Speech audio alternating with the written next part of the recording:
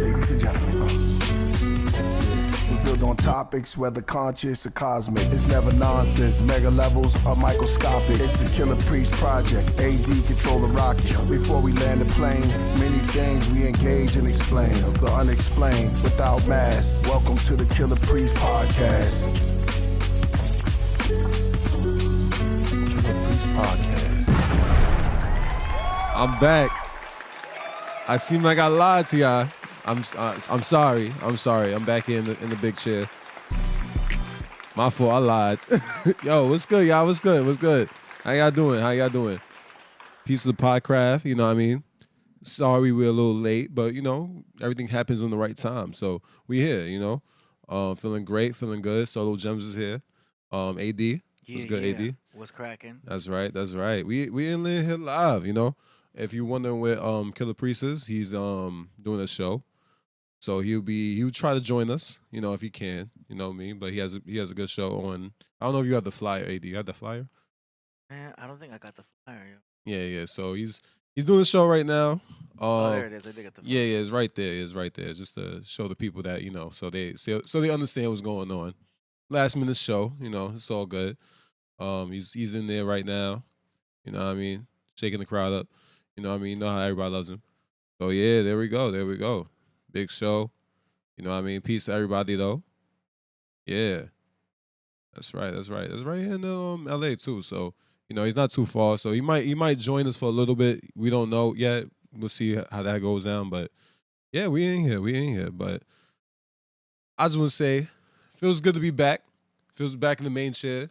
And, yeah, man, I'm chilling, man. I'm living my life. I'm enjoying myself. I've been watching a lot of Olympics, if y'all not all caught up with the Olympics right now, you know, because that's something that I like to check out every now and then, see some highlights, see what's going on, you know what I mean? You know, shout out to the U.S. They won, even though, you know, we have a lot of problems with the U.S. right now, but they won. They beat France in the basketball. So, you know, shout out to them. You know what I mean? If you've been in tune, you know what I mean? We all got to start doing this. You feel me? Because, you know, Steph Curry put that to bed. So, yeah, man, I've been chilling, living life and living large, you know, so that's what's up. Large and in charge. That's right. How you been, AD? I've been good. That's good. Working, holding it down, doing my thing. That's all we do. Keep moving. That's right. Just want to say, everybody, peace. Peace, Dave Flores. I see you in the chat. Peace, Chosen. Peace, Jody. You know what I mean? Peace, Now I was born 07. Peace and love to everybody, and you know, we ain't here live. Oh, Naftali's in the house. Oh yeah, Naftali's in the house. That's right. What's up? Yeah, We ain't here. What's good? Nah, but yeah, but you know, pretty much that's all I've been really doing this past weekend. I've just been watching the Olympics. You know, getting into myself. Obviously, I do that every time. You know, try to preach love and happiness and peace and knowledge and everything that you need to do in this world to be a more human being. You know what I mean? I know a lot of us want to be a little destructive, but, you know, I just try to provide my peace because I think peace is what makes the world go around, right? And love and everything like that. We're supposed to be happy. Right? But a lot of people are not happy right now. And I understand it. You know what I mean?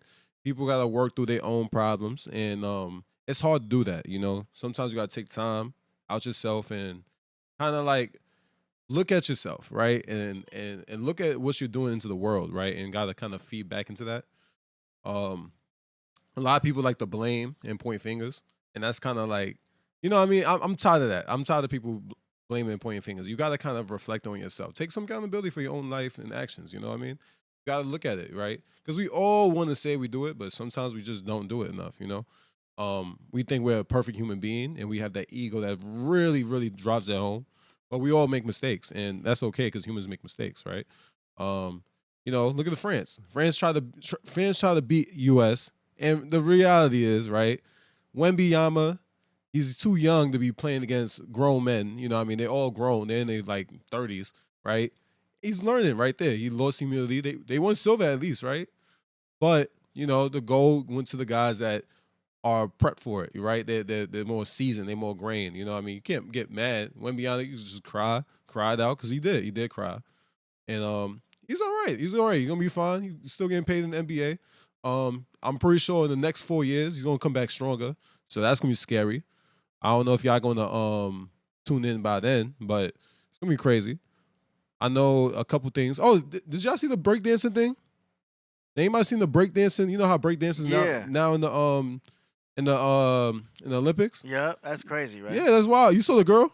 Nuh-uh. No, you didn't see. We afraid to show anything right now. Yeah, I know. You know what I'm know. So I can't like show any videos. I know. But I don't know if y'all saw the Australian girl that was doing terrible like in breakdancing. Oh, she was? Yeah, she was bad. She was doing like I don't even think it was really breakdancing. It was really like just it was almost like you could just do anybody out there and just do whatever they want to do. You feel me? She was an Australian chick though. I don't know her name exactly. There's a lot of memes that's been going around. Like, that's that good, huh? Yeah. I know. We. I don't think they're gonna really show the whole thing though. You know, I think we're gonna just. It was bad though. It was really bad. Like she couldn't perform one move. You know what I mean? It was like the hip hop mom type of. I'm looking for an actual YouTuber to post it. Yeah. You're probably not gonna find. That's where I get my news is from YouTubers. Yeah. I don't watch the actual news. That's fake. Nah, but you know what I mean? Like it's a good thing that breakdancing. That's a whole news thing. Mm. It's a good thing that breakdance is finally in the Olympics now. I heard that it's gonna get taken out now. Oh, it's gonna get taken out because it was that bad? Yeah, apparently. Like rumor has it that they're gonna take it out for 2028. Why? Why would they do that? It was a one-time thing, man. They gave us some of that. All of us were thinking like, now, okay, they're gonna have rap Olympics, which I know is already something else, but that's what makes it better though. Like you gotta understand the first year you do something, it's never gonna come out the way it's supposed to. Like, you know what I mean? You gotta give a second year a chance, you know what I mean? It's like a show. Well, when we saw it, we were like, all right, this is dope. But you have to understand the perspective of people who are not hip-hop heads, who are not in this world, who do not understand any of the 5 elements of hip-hop. None of that's, it's just not their frequency. Mm-hmm. And then they watch that for the first time. Yeah. A lot of them just start flipping out. Like, what is this? See, but that's my problem, though. It's like that's why you gotta give things a chance. Now she was just bad, so I get that thing. But the people that was performing well was good. You know what I mean? They knew how to break dance.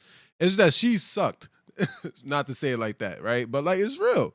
She wasn't good. You know what I mean? Man, that reminds me of the hip hop mom that we always play in here. Yeah, it's bad. Nah, it's bad. It was like that, huh? Yeah, she couldn't dance. You know what I mean? I saw the whole clip. It was bad. You know what I mean? She was just doing moves and performances. But like that's what I'm trying to say. I'll see it on Instagram. Somebody will post it. Yeah, but that's what I'm trying to say though. You gotta like have like some type of talent, some type of skill. You know what I mean? But that's how you make things like that grow. You feel me? Like every Olympic athlete, right? No matter what, we never talk about the people that don't win the medals, right? But they train throughout the whole year, right? To eventually hit that gold. And you gotta allow participants or whatever to train and get better. Here's what's gonna happen. The Olympics, the official Olympics are gonna take it out, right? Mm-hmm. But they just sparked something in people that were like, no, this is a good idea. Yeah. So they're going to take it and they're going to create a separate Olympics that is going to be all mostly going to be breakdancing. It's going to be graffiti. It's going to be, I know there's already other types of things happening events. Like that, yeah, but there's going to be a bigger one. Right. I'm saying they're going to make a more worldwide, who knows where it'll be, where they're going to keep going with the breakdancing. Because a lot of people love this. Yeah. No, that's what I'm saying. It's the Olympics, man. Olympics is supposed to show. Olympics is supposed to show your physical peak, in my opinion, like what a human could do, and the athleticism that's supposed to be. Now, breakdancing actually is a good thing to show. That's that a gateway because that opened up doors to drum offs, bake offs, best chili. Yeah, you know they already got food offs. There's so many competitions to have. You know what I'm saying? Yeah. Keyboard player, I'll enter that one. Rap Olympics, all kinds of stuff. It opens doors to, if we can go there, do you know what I'm saying? All this type of creativity, the fact that even happened, to have breakdancing. Yeah, that's what I'm saying. Somebody's thinking outside the box. Yeah, that's what I'm saying. Like, it's smart. It's a smart move, man. But they putting it all back in the box because it's not going to be around next year. I mean, look. If they want to take it off, they could take it off, right? But nah, you gotta allow. Like, that's my whole thing, though. You gotta allow people. If you're gonna put something new, you can't just take it away the next year, right? Like just because it didn't work in their vision or whatever. What if now is I don't like what ifs, but what if that they would have all killed it, right? And it was the most popping event ever, right? They would have kept it, right? But just because it You think the Australian is what killed it? no, she I don't want to put it all on her, but I'm gonna just say it like Can this. you imagine that? They shut down the whole category because of one lady. But that there is contributing factors to that, right?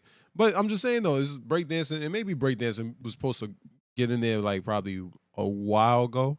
Mhm. You know what I mean? When it really was up there, because breakdancers now is not as frequent. You don't meet a lot of breakdancers nowadays, unless you're in that field of dancing.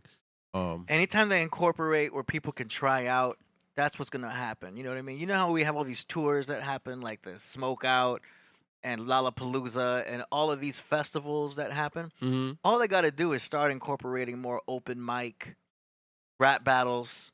Yeah. Do you know what I mean? People trying out for things, spoken word, letting people participate, sign up. They have to audition. You know what I mean? Or any kind of thing where there can be some kind of audience participation. Mm-hmm. Because you go to a lot of like hip hop shows, there's a good percentage of people watching that are also doing hip hop in some sort of way. Yeah. Do you know what I mean? That's real. I think they're creating more of a flow show by having something like that. Yeah. Look, I'm a one person that I love competition, right? If y'all know, I play sports. That's a very big thing in my life. I used to do. Like I used to play a lot of sports. And competition is necessary. It makes you better, right? Yeah. We like to paint an image on some type of sports, right? Dopamine. You know what I mean? People get I get people's worries of different sports or whatever, but competition is necessary for a person, right? They got to learn how to compete against another person, how to better themselves and better them skills, and then teach you a lot of life lessons with failure and success and how to like handle that, right? And it's shown every day, right? So, I'm a big advocate for competition. So, we got to learn how to push these things. You know what I mean? If you're not a big fan of the Olympics, I'm pretty sure a lot of people are, because it is the most worldly watched thing, right? Every year, because it only comes 4 years every year. But yeah, and then you got the Winter Olympics. So, but it's always it's a good watch. You know what I mean? The track, I love track and field. I'm just gonna let everybody know that I love track and field. That's probably one of my favorite competitions out there. I don't think anything comes close to any other competition. It's exciting though, because I used to run track, and I wish I'd have did it longer. You know what I mean? I feel like after like my college years, I kind of cut it off. I should have just kept going with it, but I just kind of like tuned out of it. You know what I mean? I kind of like wanted to graduate and finish school, but it's all good though. But yeah. But shout out to the craft. You know what I mean? Shout out to everything like that. I saw we had a super chat real quick. Oh yeah. Want to get to that. Chosen lore. Yeah. You want to read out? What y'all think of the harvest coming? Is the harvest coming? What's that? I just want to make sure. I don't know what harvest is coming. What you talking about, Chosen lore? I mean, fall is coming, so I could see something like that. But the harvest. Let me Google harvest coming. Yeah, I want to make sure I'm good. Is he talking about just fall? Like just basically is that like fall? I mean, that's what I assume right now, but When you say the harvest is coming, I don't know. I just start thinking Virgo season. I want to know. Yeah, I mean, right, it's their season coming up too, right? But we're still in Leo season. You know what I mean? Shout out to everybody that's a Leo. If y'all ain't know, my father's birthday is next Friday. Oh, that's right. Yep. You gonna do it up? That's right. I should have been ready for that. I'm gonna do my stuff. But yeah, that's real. Not but real though. Like yeah, shout out to all the Leos. It was my late grandmother's birthday past Friday. If you ain't know that, much honor to her, to Helen. You know what I mean? Much love to her. I miss her, and my dad definitely misses her. You know what I mean? So it was good celebrating her. You know what I mean? Much love. I feel like the spirits are talking. You know what I mean? We kind of hearing her like messages, because it's kind of crazy how things just add up sometimes. How like spiritually, and things just happen when it's just shockingly when it happens. But it's kind of like she's saying something to us, like having a message. And it's been like a good crazy couple days. You know what I mean? Just for I guess this past week. It's just a lot of things been going on spiritually. So. You know what I mean? Like, you kind of have to, like, pay attention to it and just seeing the signs and all that type of stuff. And, it's wild. It's wild. But, yeah, my dad's birthday is coming up. And yeah, we're gonna do it. We're gonna do it up, man. We're gonna do it up. And it's next Friday. It's next Friday, right? Yup. There you go. Oh yeah. Yeah, that's right. But nah, you know, you gotta celebrate your born day or your birthday, or however you want to say it. And you gotta have some appreciation for that, you know what I mean? And rep your season, you know what I mean? Because we Rep your season. yeah, real talk, you gotta rep your season, you know, because Leos, You gotta clarify that because some people are gonna be saying, "Yo, I represent oregano." I got you. But nah. Like rep your like, you know, if you're a summer baby and a Leo, obviously, I mean that goes hand in hand. But if you that, you know what I mean, you gotta rep that heat, you know what I mean, that fire. You know what I mean? Because we all got different elements too, right? You gotta rep how that presents yourself, how you have your confidence come out. Because that confidence is you, right? At the end of the day. You know what I mean? You might not always express it and you might not always be in that mood, but you know what I mean? You should celebrate your birthday. You should celebrate your top season, you know? You gotta have much love in yourself. And I think your birthday is what was supposed to be projected. And thank your mothers, right? Because, you know, your mother brought you into that world that day. You know what I mean? So if she's around or like if she's not around, like, you know, think about her, pray to her, talk to, you know, however you want to say it, you know what I mean? Have that message for her. Because, you know, at the end of the day, she helped you out on that day.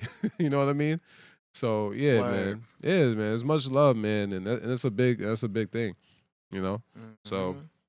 yeah, man, like that's my message, you know. That's what's up. Where's my applause? Yeah, man. Trying to, you know, I'm just trying to create the peace because I know people, right? And I know that people are such in lower vibrations nowadays, or darker spirits, or whatever, however you want to say it, or low energy. Um, People need to be uplifted a little bit. That's what I believe. I believe a lot of people need to be uplifted because we live such a stressful life, and your life is very meaningful. So you gotta have to like have somebody to say the words to you, because you know what's crazy. You go through a whole week probably not hearing good things, right? And you need to hear good energy sometimes. You need to hear something that's positive, anything like that, because all we do is quick to like bring somebody down just because of stress, and other people's stress feed onto your stress, and it's almost like we're all walking in negative energy, and we need to learn how to walk in more positive because we get so caught up in our thoughts and ego, and we got to start embracing the strength of how our strong our hearts are. You know what I mean? Because we go through battles every day, right? It's not like just anybody. Everybody goes through some type of battle every day, and they got to kind of acknowledge it and kind of bring it down. But you know, when's the last time y'all really appreciated life and appreciated the people? You know what I mean? Because I think a lot of people like to be closed off because they've been so hurt and damaged, and bringing up walls is the easiest way to protect yourself. But that also blocks blessings in life. So you kind of have to like, you know what I mean, loosen up a little bit. You know what I mean? Feel good and accepting love. You know what I mean? I try to inhale my love and well, not inhale, right? Sure, I inhale my love. I've been smoking that weed. I know I was gonna say that. I knew he was gonna say that. I try to embrace my love and then try to spread it out. You know what I mean? Like, because I have to have love for myself too, you know? And most times people don't have love for themselves. It's kind of sad, man. You know, especially in today's age where like I see kids that's going through a lot of anxiety and anxiousness and all these things, like, you know, kids don't know how to really fully express themselves. And I think kids are the future, and I think they need to be able to express themselves. And I think they get so closed up in a box because, you know, of these things right here, the cell phone and phones and everything like that. And it's not helpful. You know what I mean? I think they need to go outside and play and enjoy life. You know what I mean? Be a kid, you know? But sadly, these phones are around and they're gonna be on the phone. But you gotta create that time to be like, yeah, let's play, let's go out. You know what I mean? Enjoy life. You know what I mean? Life is here. You know what I mean? There's a lot of stress in the world. I understand that, but we got to overcome that. Like we said last show, kind of, right? Like you got to just learn how to like work with life. You know what I mean? Understand what's going on is probably negative and wrong, but you got to learn how to like be flexible. You know what I mean? Bend, but don't break, right? So that's the real talk. But nah, that's really right now my message, man. Like I think life is precious, man. But yeah, man. Yeah. Yeah. I know he wanted me to look up some quotes, right? about love and relationships and everything like that. You know, I mean, I'm gonna just say it from my point of view right now about love and relationships, and you know, how we have to have love for ourselves. And I know that message is obvious, right? But you gotta have love for yourself, but you gotta also know how to express love in the most proper way and understand people in most things. Everybody got a story, right? Like even the homeless dude outside and just living in the parking lot, he has a story too. You just don't hear it or it's ever being told to you. You gotta hear. You gotta kind of look at somebody's life, you know what I mean, but not judge it, you know, because it's easy to judge, right? Because we're so high in minded people, but you gotta learn how to. I'm high-minded have right now. Empathy. You gotta have a little empathy. You feel me? Like, yo, some homeless people, man, it sucks, man. They be struggling. They don't even understand their own mental problems. You know what I mean? And it's so hard because you can't really help, but the only way you could do is point them in the right direction. And we're so consuming an economy that, you know, we just give out dollar bills, but those dollar bills are not even being used for anything beneficial. So a lot of us hold on to our money, right? We can't help out the homeless. So it's a sad thing that is a real reality. But nah, man, you gotta look at people's stories, man. I think people's stories. Everybody has a different story, how they've been brought up. You know, trauma is always involved. There's even good things about somebody's story that you just don't ever hear about, but you just probably walking around, you know what I mean, a little judgmental. Probably like, what's wrong with this person? You know what I mean? Why they have to act that way, or why they always have to be like that? No, you got to kind of like understand them more from a deeper thing than the surface, because, you know what I mean, we get lost there. But real talk. But yeah. Nah, but shout out to the craft room again. Wow. And man, I know this is a very unexpected day, but you know, the thing was, my dad, he had a show today. And he got called in, you know what I mean? Somebody wanted him to perform today. And yeah, he's out there right now. He's enjoying himself. It's like getting called into work. Yeah, real talk. But you know, he loves performing. So you know, you gotta understand that and accept that. Like, it's on a Sunday. And you know, he might be here. I don't know if he's gonna come or not, but like, I kind of came last minute too. I'm not gonna lie. So I kind of came in, and I thought you're doing great, man. You're a good host. Man, I try to be, you know, because I'm not the very entertaining person. Like, I'm more of I sit back and analyze and talk, and you know, I try to see my point of view. So it's hard for me to be entertaining all the time. You know what I mean? Like, that's not my whole personality. I'm entertaining when I'm in that right mood, though. You know what I mean? You put me in that right spirit to entertain. I could do the best of them, but yeah, you're doing good, man. yeah, man. I know. I'm a little self-conscious. Sometimes I'll be like, yo, am I grabbing the people? Is people actually hearing what the voice I'm saying? See, that's you being a perfectionist. Oh, I'm a perfectionist. You know what I'm saying? I am a little bit of a perfectionist. That's you knowing that, how can I make this better? Mm-hmm. And that's the constant question we always should be asking. Yeah. How you make this better? But you know, it's crazy. It's not, you know, because this is actually a negative perception on being perfect, right? Yes. And you should better yourself, right? And I think that's the main message how I look at it. So, you know, nobody's gonna ever be perfect, right? You're gonna make your mistakes accordingly to who you are. Yeah.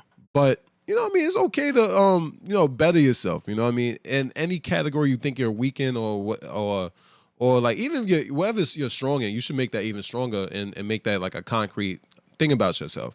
You know what I mean? I just try to be more I guess more grabbing to the audience. I'm being the host today, right? I'm not the co-host. Because the co-host, I can kind of just sit back and chill and listen and then get my perspective, which is actually the more fun thing to do. You know, entertaining a whole room of people is like kind of like not my thing all the time. Like, sometimes I like to sit back. I like one-on-one conversations, but now I feel like I'm talking to the whole world. So now I gotta be the whole world entertainment, and that's kind of wild, right? But I'm doing it, man. I'm glad. Yeah, that's what I'm gonna say. I'm glad that y'all giving me some upliftment. Thank you, AD, for appreciating that. Yeah, you know, I'm doing my best though. You always, you know, I notice if there's ever a pause in the show, you're there to fill in the dead air. Oh, yeah. You always make sure that it doesn't get too quiet. Oh yeah, because I don't want it to be too quiet. I noticed that you'll pop in like, Yeah, so I had the same situation in high school. That's exactly what we need, man. That's great. You gotta have that because you gotta know how to work with people. You know, you got. I know people don't want sit down in silence. Silence is actually a very beautiful thing, but you know, if we're on show, you know, people don't want to hear silence right now. They want to hear us talk. They want to hear our perspective on things and what's going on in the world and. You know, just deeper minds. You know what I mean? We gotta open our minds and use it. You know what I mean? Because sometimes we just kind of like just go with the first reaction of our thoughts, and that's not the right way either. You got to kind of sit back sometimes because I think a lot of people sometimes keeps their mind right. They go right to their first thought instead of actually understanding, and it's kind of crazy how that's how. Ooh, you're going deep right now. No, but it's real. I know this is I learned about people because I've done a lot of understanding throughout my years, right? I'm only 28, right? But like I've been involving myself with people throughout about 28 years, right? So it's kind of like you see that people even when you get into conflict, because conflict kind of is the greatest teacher. You realize that people go off the first reaction of their thoughts instead of actually sitting down and actually understanding. And it's kind of crazy. It's kind of crazy. That's what happens because that's the miscommunication that happens more often than not, right? Because a lot of times, a lot of things are miscommunicated. But you got to actually learn how to sit back and listen and understand another person. And the sad thing is, we do a lot of clashing with the fists instead of like coming together like with open hands. It's wild, but it's real talk. It's real talk. This is why I feel like wars even also happen too. You know what I mean? They get even bigger and larger than the whole conflict. Now, you know, those are a little bit more selfish because people know that, you know, the more resources for their opportunity is how they're going to thrive as a land, right? We understand that, right? But, you know what I mean? Miscommunication happens a lot. And I just try to, like, understand things from a more open perspective. I get that everybody has their way of being upbrown, but everybody has different experiences. So you can't like, drive a message home if both parties are reacting wrong. You know what I mean? Gotta have to like sit back and have a third. I always say in an argument, in a fight, there always gotta be a ref, right? There always gotta be somebody to like kind of like navigate things accordingly and be appropriate, right? Because two people, I learned that two people have conflict with each other, and there's no third party. They're going straight to fighting. Crazy, right? You gotta have that third party to have reason in there, and sometimes that third party could be biased to whatever side they feel like they have to be biased to. And that's kind of what happens with division in general. But yeah, man. Yo, so you were on some biblical stuff right there without realizing it. Or maybe you did. Mm-hmm. When you were talking about the first thought, that is also referred to as one of the interpretations of Cain and Abel. I can see that. So you know how Abel sacrifices an animal to the god, right? Mm-hmm. But Cain wouldn't do that. So Abel, remember, is representing the right brain. Cain is representing the left brain. Right. The idea is that by sacrificing the animal, it's a metaphor for sacrificing your first thought. That's real. So the idea is, what Cain and Abel's kind of telling you is that you're not actually sacrificing an animal. It's all a metaphor. You're sacrificing your first thought. So you see a fine female walking by, right? What's your first thought? You're thinking, damn. Yeah, right, I don't have the sound effect ready. Yeah. You're thinking, you know what I mean? Yeah. That's your first thought. Yeah. That's what you got to sacrifice. Because that's the animal. Yeah. So you sacrifice that animal to the Lord. And then your second thought is more like, okay, she's a human being. Like, you know, I hope she gets home safe. You know what I'm saying? Wait. That's the second thought? Okay, I got you. Ideally. Right. I got you. If you have other thoughts, those are still first thoughts. That's still first thoughts, obviously. But that's like the Cain and Abel. And y'all can confirm this if you go on ChatGPT, the all-knowing ChatGPT, where it talks about the interpretations, Abel's sacrifice, the offering of the first thought. So I'm not just making all this up, y'all. I'm just referring to it, but y'all can check that out, how it talks about that. Yeah, no. And then real quick, Cain's offering as a contrast in intentions. Do you know what I'm saying? It's always a left brain versus right brain type of thing. And at the end of the day, the Bible's kind of telling you just to balance it out. Yes, of course. Because everything's a balance, you know what I mean? Yeah. We got to balance everything. Our diet, what we consume, you know what I mean? The content that we we inhale, and even with the phones, right? Like everything's a diet. You know what I mean? You gotta learn how to balance things. Anything overweight is too unhealthy. You know what I mean? And learn how to balance yourself is the main thing.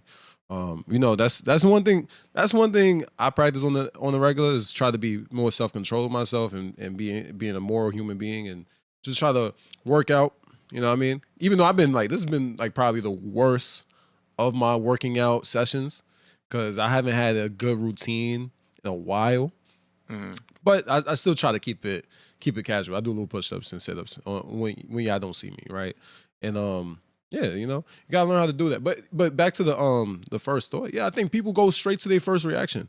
Triple JC is saying God always pops in your head first, Lucifer second. I think that is the goal. Like if you've reached that, if Triple JC, if God pops in your head first, Lucifer second, then you've kind of like got your stuff together. That's a good thing. But the story is referring to if it's the other way around. Do you know what I mean? As if though your first animalistic thought would be needed to be sacrificed. Do you know what I mean? It's another way of saying think twice. Right. Do you know what I mean? Which is like what we always say anyway. Yeah. Do you know what I mean? Like think twice. You know, that's kind of like the message. Yeah. That's what I'm trying to say is like people need to sit back and react less because I think people get very reactful, and I notice this throughout. Like when you watch confrontation happen, you always see reaction first. You never really get people to sit back and understand and what's going on. You know what I mean? And that's because people are just yelling at each other and they don't know what they're really saying. They kind of just throwing out things that's just wrong, right? And I believe that to truly understand things, you have to really sit back and actually try to learn. You know, and most people don't want to do that. You know what I mean? Some people really just want to judge it off the things like, yo. You gotta sit back and actually think for a second. You know what I mean? You know, that's why they say walk away. You know what I mean? They also say walk away because nothing's gonna be good if y'all both reacting well. And I think that sacrifice to thought, you know what I mean, has to be sacrificed. You know what I mean? Like AD said, you know, she looked good. You know what I mean? But do you want to consume the problems that even are presented right in front of that? Because we all could see a nice fine lady that's walking by, right? And it might be something off about her you just probably just not seeing yet. You know what I mean? And that could determine on if you want to approach that or not. If you want to approach that, then you can, right? But then you start talking to her, you kind of like get a understanding of like, yeah, this is probably not worth my time. You know what I mean? But we still you gotta sacrifice that first thought, right? You gotta listen to your real head, not the other. You feel me? But because that sometimes happen. You know what I mean? You talking to a girl, you gotta sacrifice. You gotta understand. Use your real brain, right? Use the thoughts in your head, right? Use the thoughts in your head and be like, okay, let me get all the information before I waste my time with this human being, and it's not really worth my time to even try to get it because I'm a little frustrated in the low vibrations, right? I guess that's the way to say it. But nah, it's real talk. I actually I did want to continue showing the pop the balloon because I think that happens too. You know what I mean? If we could get to those. You want to do another pop the balloon? I think those are fun. I think that's a fun experiment because I was just saying this to somebody. I'm just afraid to show stuff on other channels right now. Yeah, I know. I mean, if y'all feel comfortable talking about it, but we can talk about it. I could talk about it. I don't want to play like a long clip. Yeah. Someone else's YouTube. I think the thing with the girls or even the guys, right? I think I'll do screenshots. Yeah, you can do screenshots as I'm talking about it. But but that happens in the dating world, right? Like it's low vibration type of vibe, you know what I mean? I know people are gonna be like, oh no, it's a good experiment for, you know, just showing you how to do that. Nah, but there's people right now actually looking for love on the show. There's people, but it's mixed in with the people that don't want love. You know what I mean? Or they have a mistaken perception on love. And it's wrong because, you know, people come dressed their best, they show their best image, which I think is wrong anyway. You know, I mean, somebody shouldn't always have to show their best image to attract the person, right? Because it kind of shows you how surface-based that is, and that's why we run into bad relationships all the time, is that we kind of constantly show our best, and if we show our best, it's almost like an image in the face, it's not really you. You know what I mean? This is how connection's not really being brought up. Because I think if we are both coming together with like regular attraction, right? It don't have to be your best look. Because those people come on there looking their best. I think that's why those guys go It into says a problem. lot, though. What do you mean? So your outfit, the way you put yourself together, Oh. it says a lot. Yeah, of course. And even we do it, right? Like you go outside trying to look as presentable as you can, right? Like that's the typical thing that you have to do, right? But I'm talking about like in this situation, this is more just to try to attract the mate off the surface. Yeah. You could tell that's all it is about, right? Girls is wearing something a little short, a little bit more, they wearing tighter dresses. I mean, we're seeing it from this perspective with Pop the Balloon.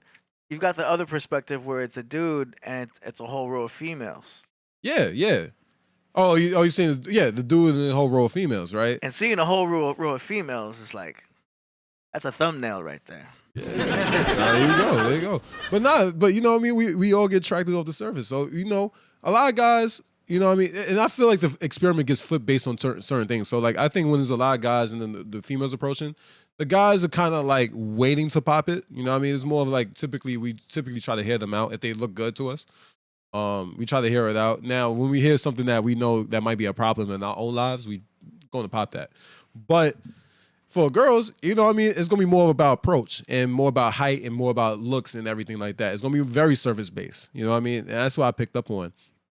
You know what I mean? But I think it's a flawed experiment because I think people coming on there just to, like I said, get clout, looking for love in all the wrong places. Because remember we put that on the thing, right? And I think sometimes you can't look for love in the wrong places. You should not look for love in the wrong places. Let me correct myself. You gotta look for love in the right places in yourself. That's the main part, right? Mm-hmm. You know, if you want to attract another woman, or guy if you're a woman or whatever, right?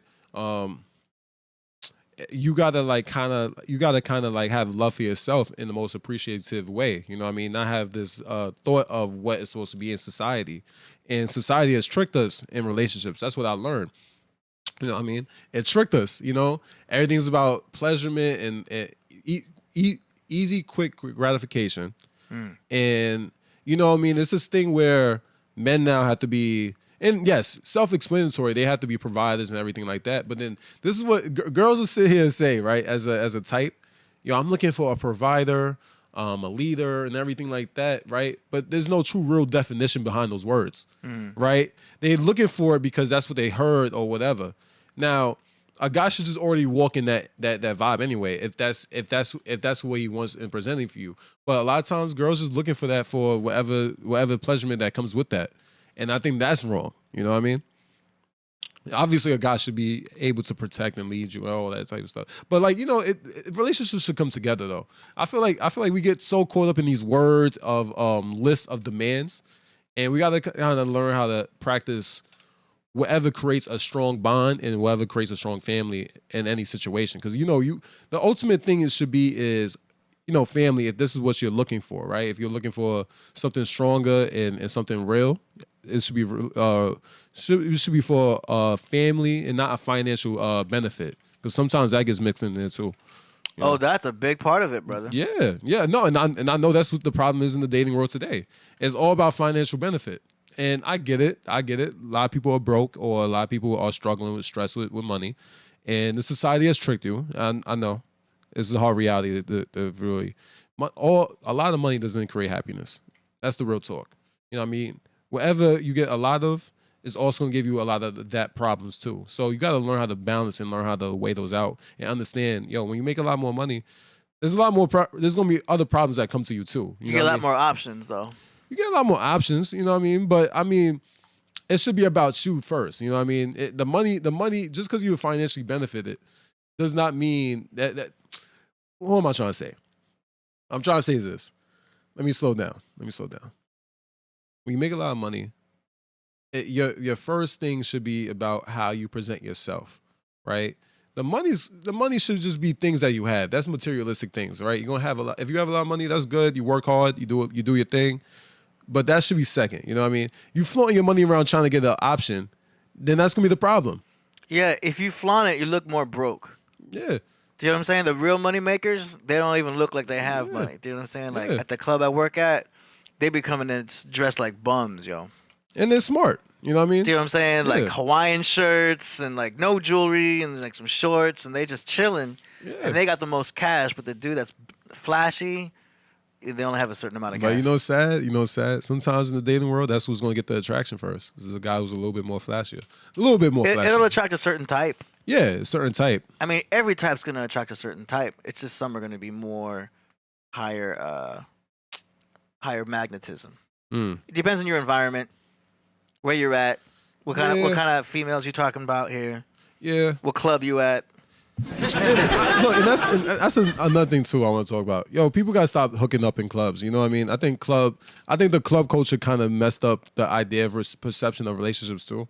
You know what I mean? Because that's where a lot of people find. I would assume a lot of people they find they situation at. You know what I mean? They don't really find their long life love of their life there. You feel me? Sometimes you know that's why I like some TV shows because they kind of paint it in a better picture where you might just come across somebody on a regular day, right? And then that's just how y'all click, y'all bond, whatever, right? Like y'all get bonded off the fact that y'all just both in the same location at the right time.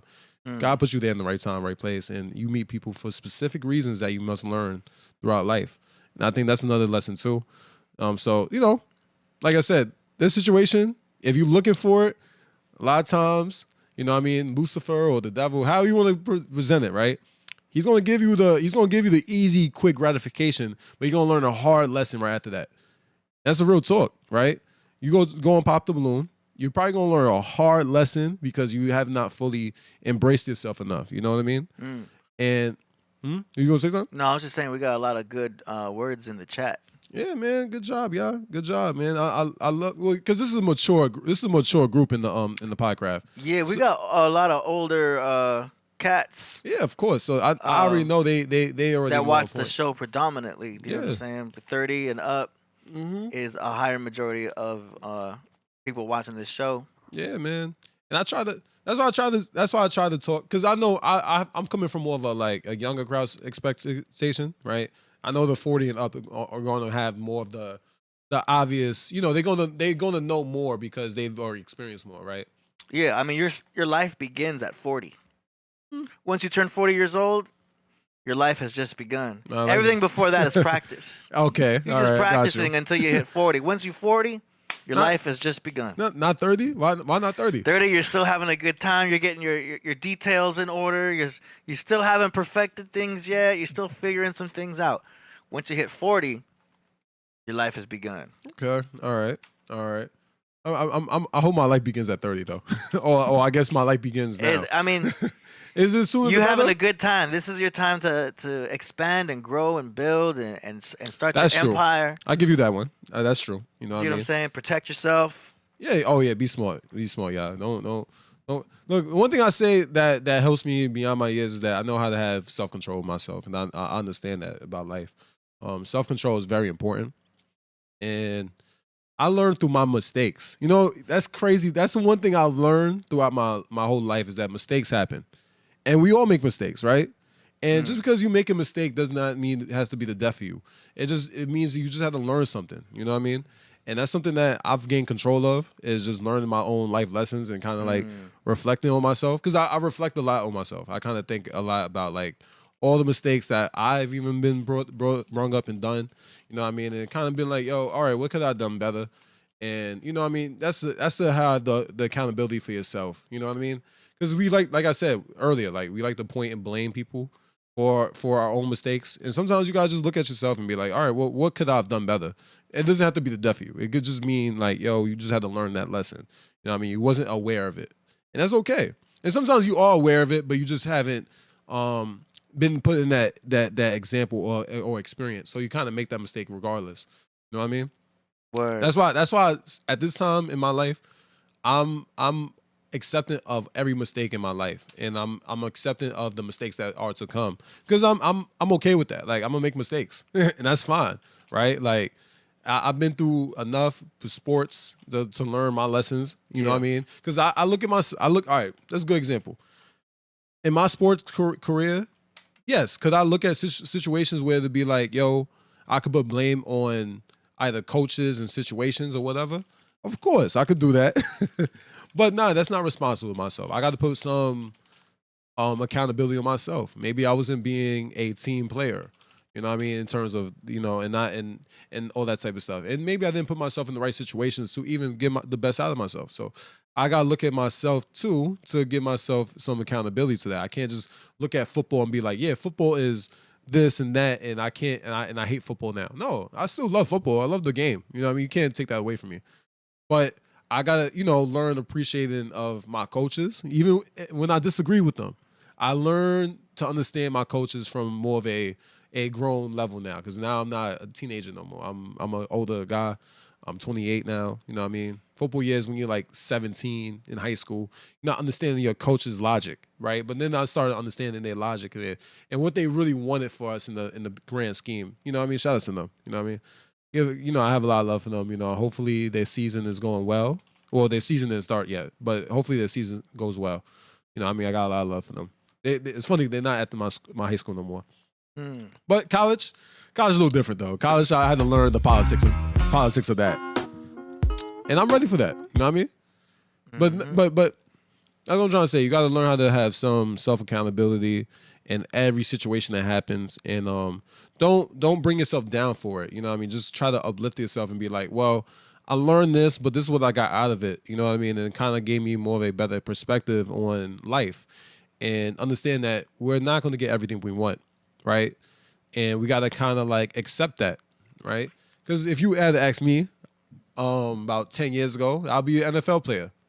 I'm not an NFL player right now.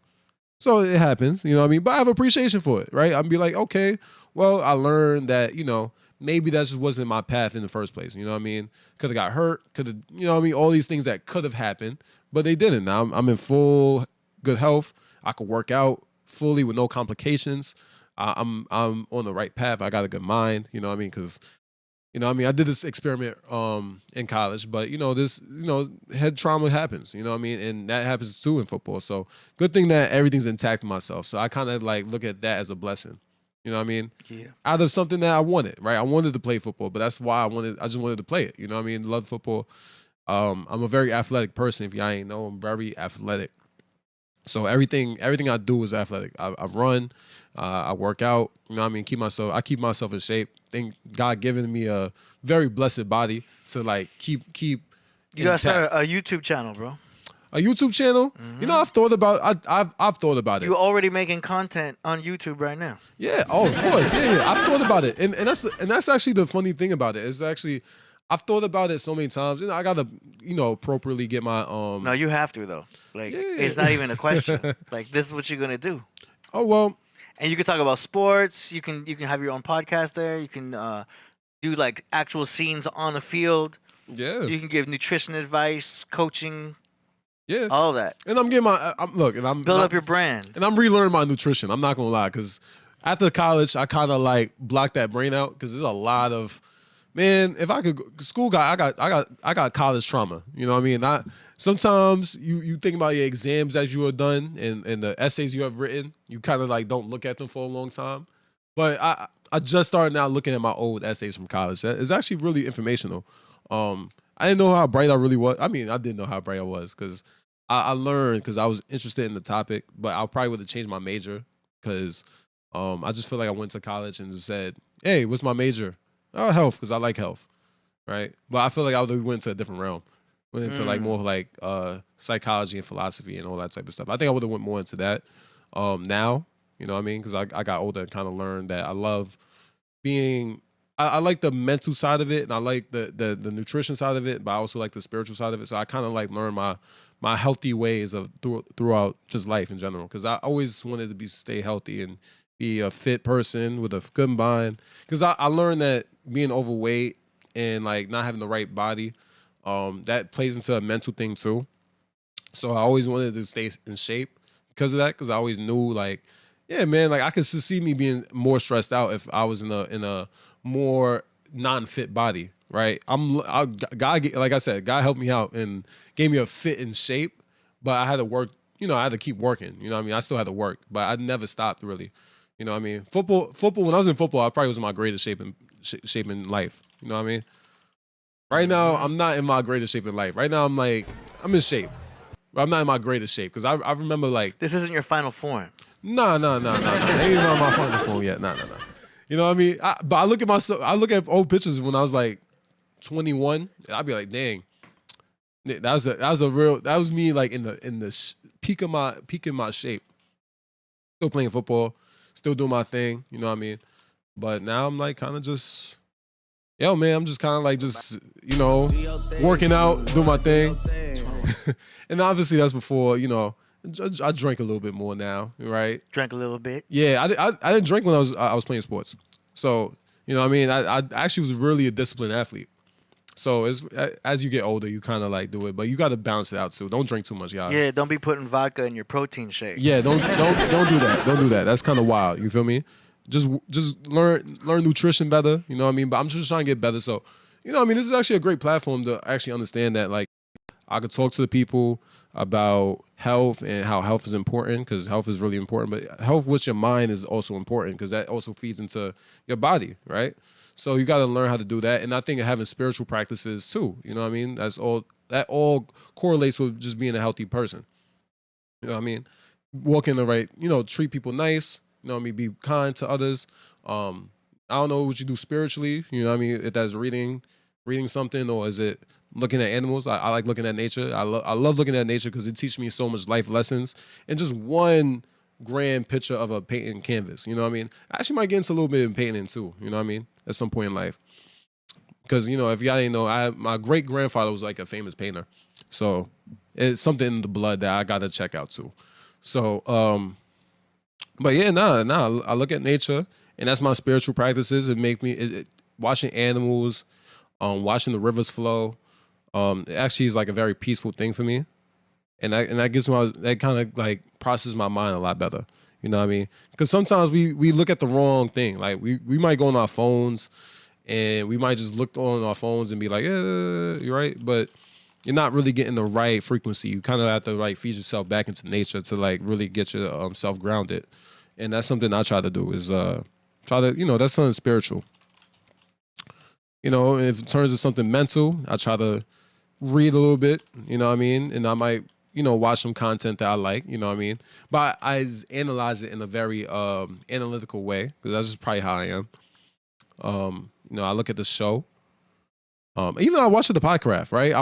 If y'all didn't know, I watched the Podcraft back. Now I listen to what I say and I even listen to what the craft is saying, right? And what anybody says on the show. And I kind of like gain an understanding based on what I could learn for myself too. You know what I mean? What could I do better? Because that's something I try to do. I try to be better for y'all. You know what I mean? I don't want to just sit down and be a co-host. You know what I mean? I know I'm Killah Priest's son, but like I'm also Solomon or SoloGems, as y'all know. I'm my own individual, so I kind of want to be better for y'all, right? Like that's something that I like to do. So I try to see what I could do better. How can I grab the audience a little bit better? So that's you gotta have self-improvement in your mind every time. And that's something I do for the mental side of it. And obviously for the physical side of it, that's my biggest thing of life. It's more my last thing because I know how to keep myself in shape. But for some people, that might be their first thing to do. And, just work out, man. Like, look, I know people are scared of working out because this is the truth about what I've gained from all ages, right? Depending on where you're from or where you at. When you're younger, it's more about body shaming, right? So, younger kids, they typically get scared of working out because it's body shaming. They get nervous that they're working out and, people are looking at them and have all this ancientness. And you got to kind of like work and improve on yourself. That's more of a kid thing to think about. When I know you get into your 20s and 30s and stuff like that, it's more about just being your best athletic self. I know that's probably everybody's physical peak. So they kind of all work out in unison and understand that, this is all about me driving my mind, whatever. When you're older, when I gain understanding of older people is that it's the time, right? They feel like they're too busy to work out. And I think you need to have some type of regimen that keeps you on track or keeps you on schedule. So, or even things that you'd like to do. Like I know there's older guys that do like softball on Sundays or whatever. And that's their physical thing, right? And that's a good thing to do. So I think, for older guys, I think, or even good older women, sorry to exclude y'all, right? I think y'all have to have a regimen of like something in a different day where it's more leisure and relaxing, where you do something a little intense. So you have something more physical. Because I know sometimes you got kids, sometimes you got work. You don't know how to really balance out that time, but you got to just take some time out. Probably do some push-ups. That's why it'd be good to have a dog. Yeah, because that's true. That's a good one. By walking the dog, you're walking yourself. Mm-hmm. So because the dog walks you. No, but real talk though, and it's good. It's good to train yourself. You know what I mean? Because my whole thing is live a long, meaningful life, right? And the life that you want to live, and I know stress comes in. Stress is always there, but working out is such a great stress reliever that once you felt like you sweated a little bit, it just gives you a certain level of dopamine. You know what I mean? And that's why I always try to preach it, because I know a lot of people sometimes, and I get it, you know what I mean? Sometimes we like little fatty foods, and like we like sugar, and we like a little alcohol and on the side. But we got to learn how to I like Jim's Pizza. Yeah, we know AD loves Jim's Pizza. That's right. Oh yeah, right. That is the button. Yeah. There we go. I gotta learn my buttons too, y'all. Yeah. It's gotta be like second nature. But real talk. Man. I want everybody to have their stuff together. You know what I mean? It's just real life and real talk. Yeah, you got Eye to Eye in the chat says Arnold Schwarzenegger in his 70s still pumping iron. Yeah. That's right. Yeah, man. I mean, no, you know what I mean? I don't want nobody using no supplements either. You know what I mean? Unless it's a creatine. Yes, unless it's something that we know is good for you. You know what I mean? Do your research, because nutrition is a lot of research, and make sure you know what you're putting in your body. And know your body type. I think a lot of people don't know their body types either.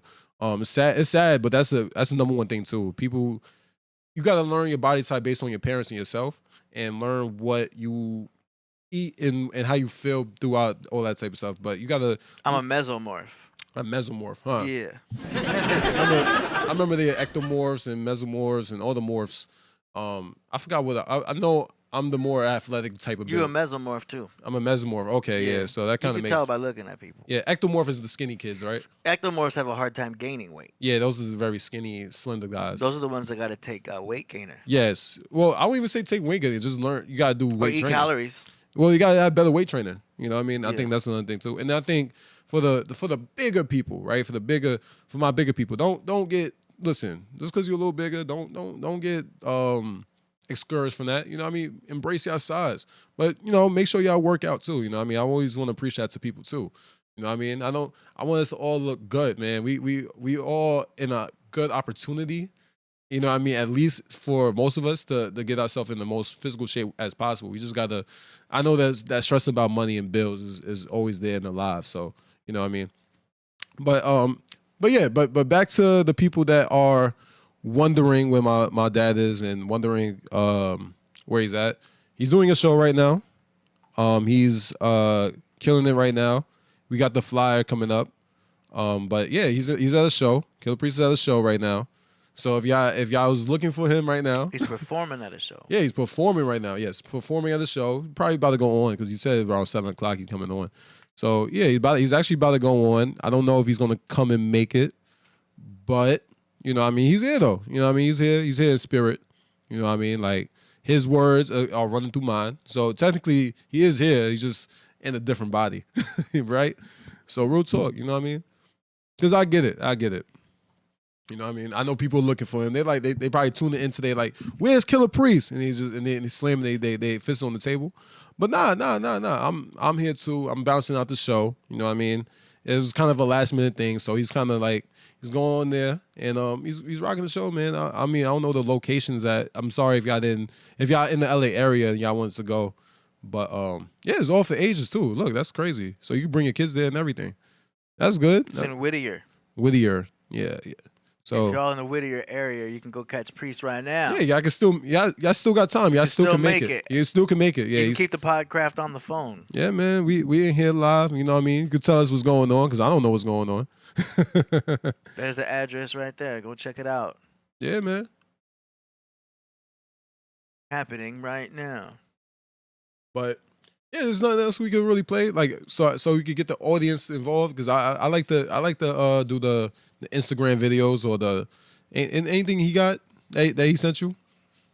Oh, he sent me a bunch of stuff. Yeah, we could do that too, because you know, I know people. I know y'all love my voice, but you know, sometimes I like to break it and sit back and like kind of like analyze something too, and like give y'all something to talk about, perspectives or whatever. You know, we just in here living life. So yeah, man. Yeah. Let's look for a video that we could kind of have a reflective thought about. If Okay, let's see what he sent. We've got it Instagram here. But real talk. Second. Getting it set up right now. Oh damn. But yeah, that's right, man. We in here live. Much love to everybody in the craft. Again, must say that again. We in here. We talking about being better with yourself. I like talking about that because sometimes, you know, people need to really hear that. We are always in lower vibrations. But here we go. Yeah, here we go.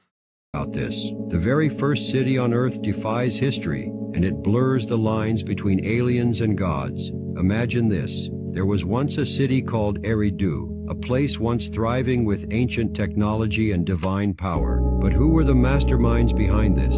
The Anunnaki, an advanced race of beings, tall and majestic from a distant planet named Nibiru, beings that came in search of resources and positioned themselves as gods over humanity. Here is where it gets deeper. Enki, one of the Anak, taught humanity how to write, farm, and build. But this knowledge was not a gift, it was a means to an end. As the Anak were bestowing their wisdom, they were quietly orchestrating a grand scheme. The humans were in awe of their divine teachers, doing anything they were told even to this day. The Anak were creating something much more sinister, a labor force, not only providing them with gold, the lifeline of their planet, but also energy. They introduced religion and governmental systems embedding themselves into the very fabric of human belief systems.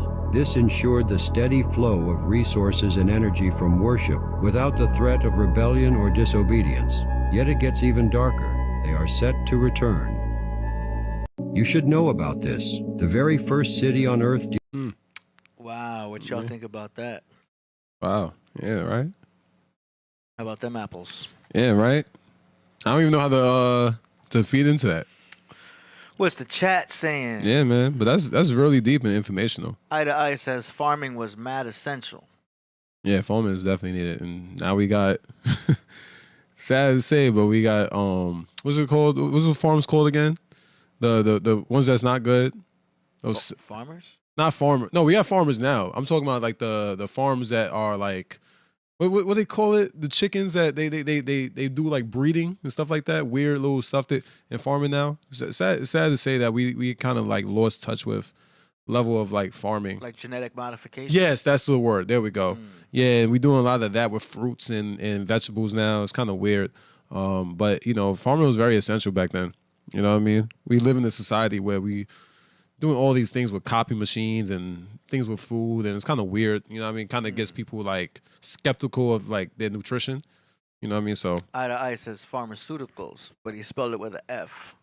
Smart. Yeah, that real talk. Man, nah. John B says Seepentor, your overlord. Is that some kind of anime thing? Seepentor, your overlord? It might be. It might be. But yeah, nah, real talk. But nah, farming is really important, man. Like something that, you know, a lot of us don't do because we're so comfortable going to what's it, Ralph's and all these other stores that's right there. You got to learn how to like. Nobody really knows how to put a seed into the ground and know how to grow it. It's kind of wild. It's a lot of work. It is a lot of work, but you know, because you know what it is, because people are at work and they don't really get time to like really do things like farming or like things that is more natural to the ground. You know what I mean? We all want to live in luxury and all this type of stuff, but like a lot of us not living luxurious. We're just living comfortable. So it's wild though. It's real. Word. But yeah. Very informational piece. You know what I mean? Anything next? Anything else? Let's see. This is something about Mondays. Monday. Okay, here we go. Do you know why you say the term good morning? Let's take it back to the plantation. Good morning was a term that the slave master used when a slave was unalived. and the other slaves were in a state of grief, when they were in a state of mourning. They were crying, they were sad.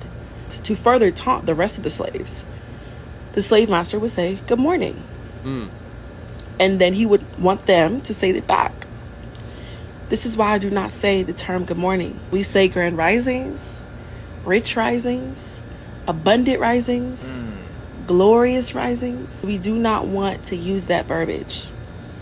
Mourning literally means sadness. It's very important to know why you use the words you do. Yeah. Do you know why? That's wild. Yeah, that's real.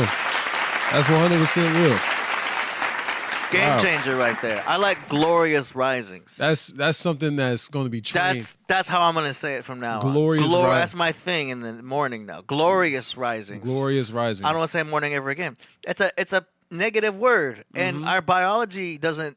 It knows English, Right. Of but it course. doesn't really know the intentions, entirely. So Yeah. those words are working against us. Yeah, real talk. Nah, but that's how we got tricked. We got tricked. And Always think, get and think tricked. about it. Everybody says good morning, right? Like Yeah. everyone says it. So it's like, that's how our minds are now. Like we get so caught up. It's kind of crazy how we get caught up in that process. You know what I mean? Grand Rise. I never get my first heard Grand Rising. It's probably like a good couple years ago now. Yeah, me too. I first heard Grand Rising. I was like, Grand Rising, what the hell is that? Yeah. But it meant the thing, and that means that person was just a little bit more ahead of me with the word spelling. Yeah. And it really did. I was like, oh wow, see, but then I didn't think of it until I heard more about it. Like, okay, Grand Rising, oh good morning. I see what they're saying now. Like I was like, you wouldn't catch that when you're young and even like just going through life. Like you wouldn't catch people just say, everybody says good morning, right? Yeah.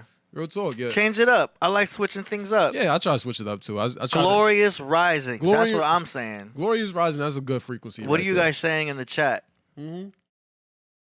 But words, but right, well, you said this before, but words do put you under certain spells. Mochi said morning. Yeah.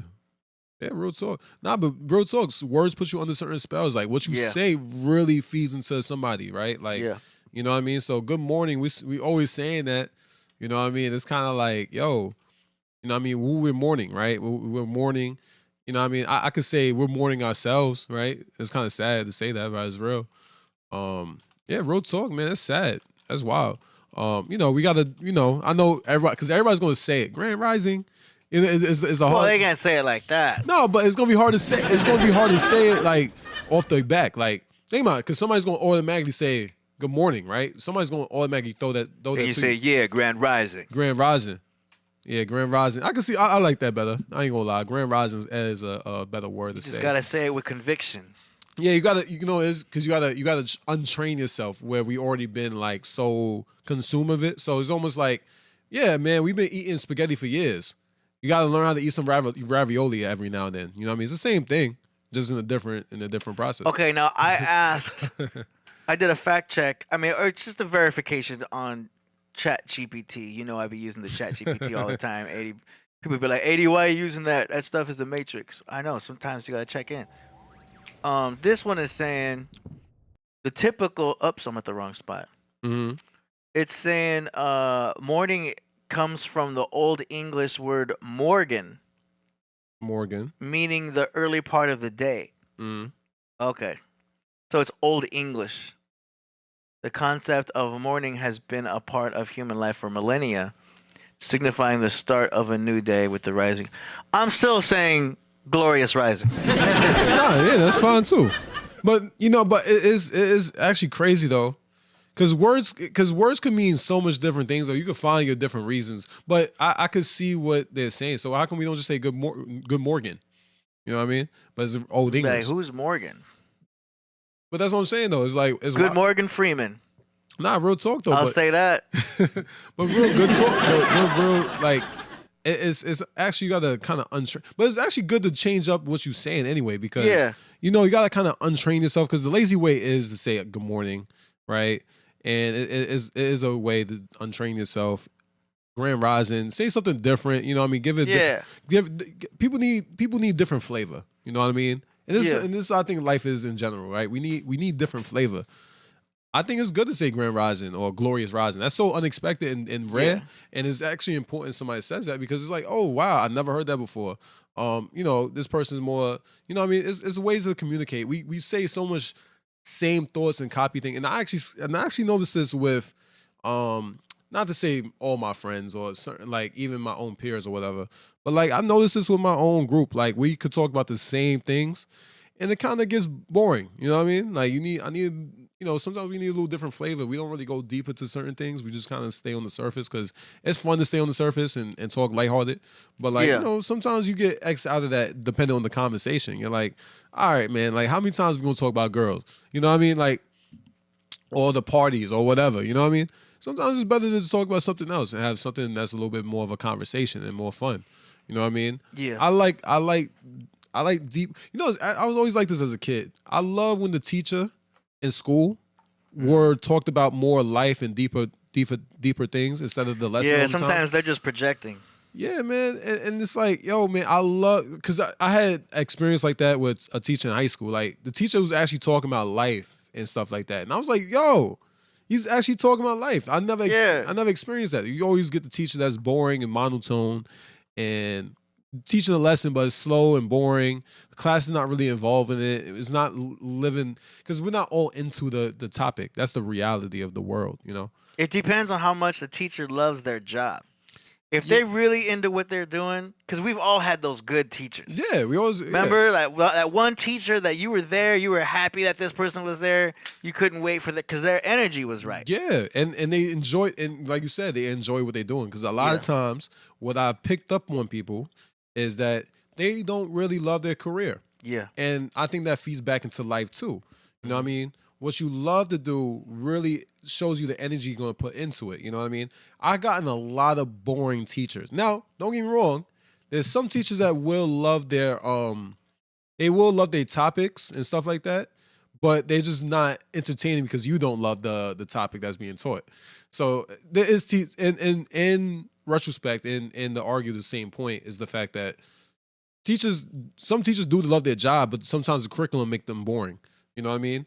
And that hurts them too, right? Because sometimes the students can be like, "Yeah, I have a geometry teacher. I'm pretty sure loves geometry, right? You could draw a perfect circle. I remember that. You know what I mean? But the way he taught it was so boring. So I mean that didn't help him. But I'm pretty sure if he was able to be his full self and express his love for geometry, you probably would kill it, right? Yeah. Probably be a little bit more engaging. He just was so boring the way he taught it. But I'm pretty sure you love geometry though. Geometry was cool though. I liked it. Yeah, geometry was alright. You know what I mean? I didn't love it. I was okay with it, and I didn't really care for it. I was always good at algebra and I had the best compass. Yeah, man. Mine was metal. Oh yeah?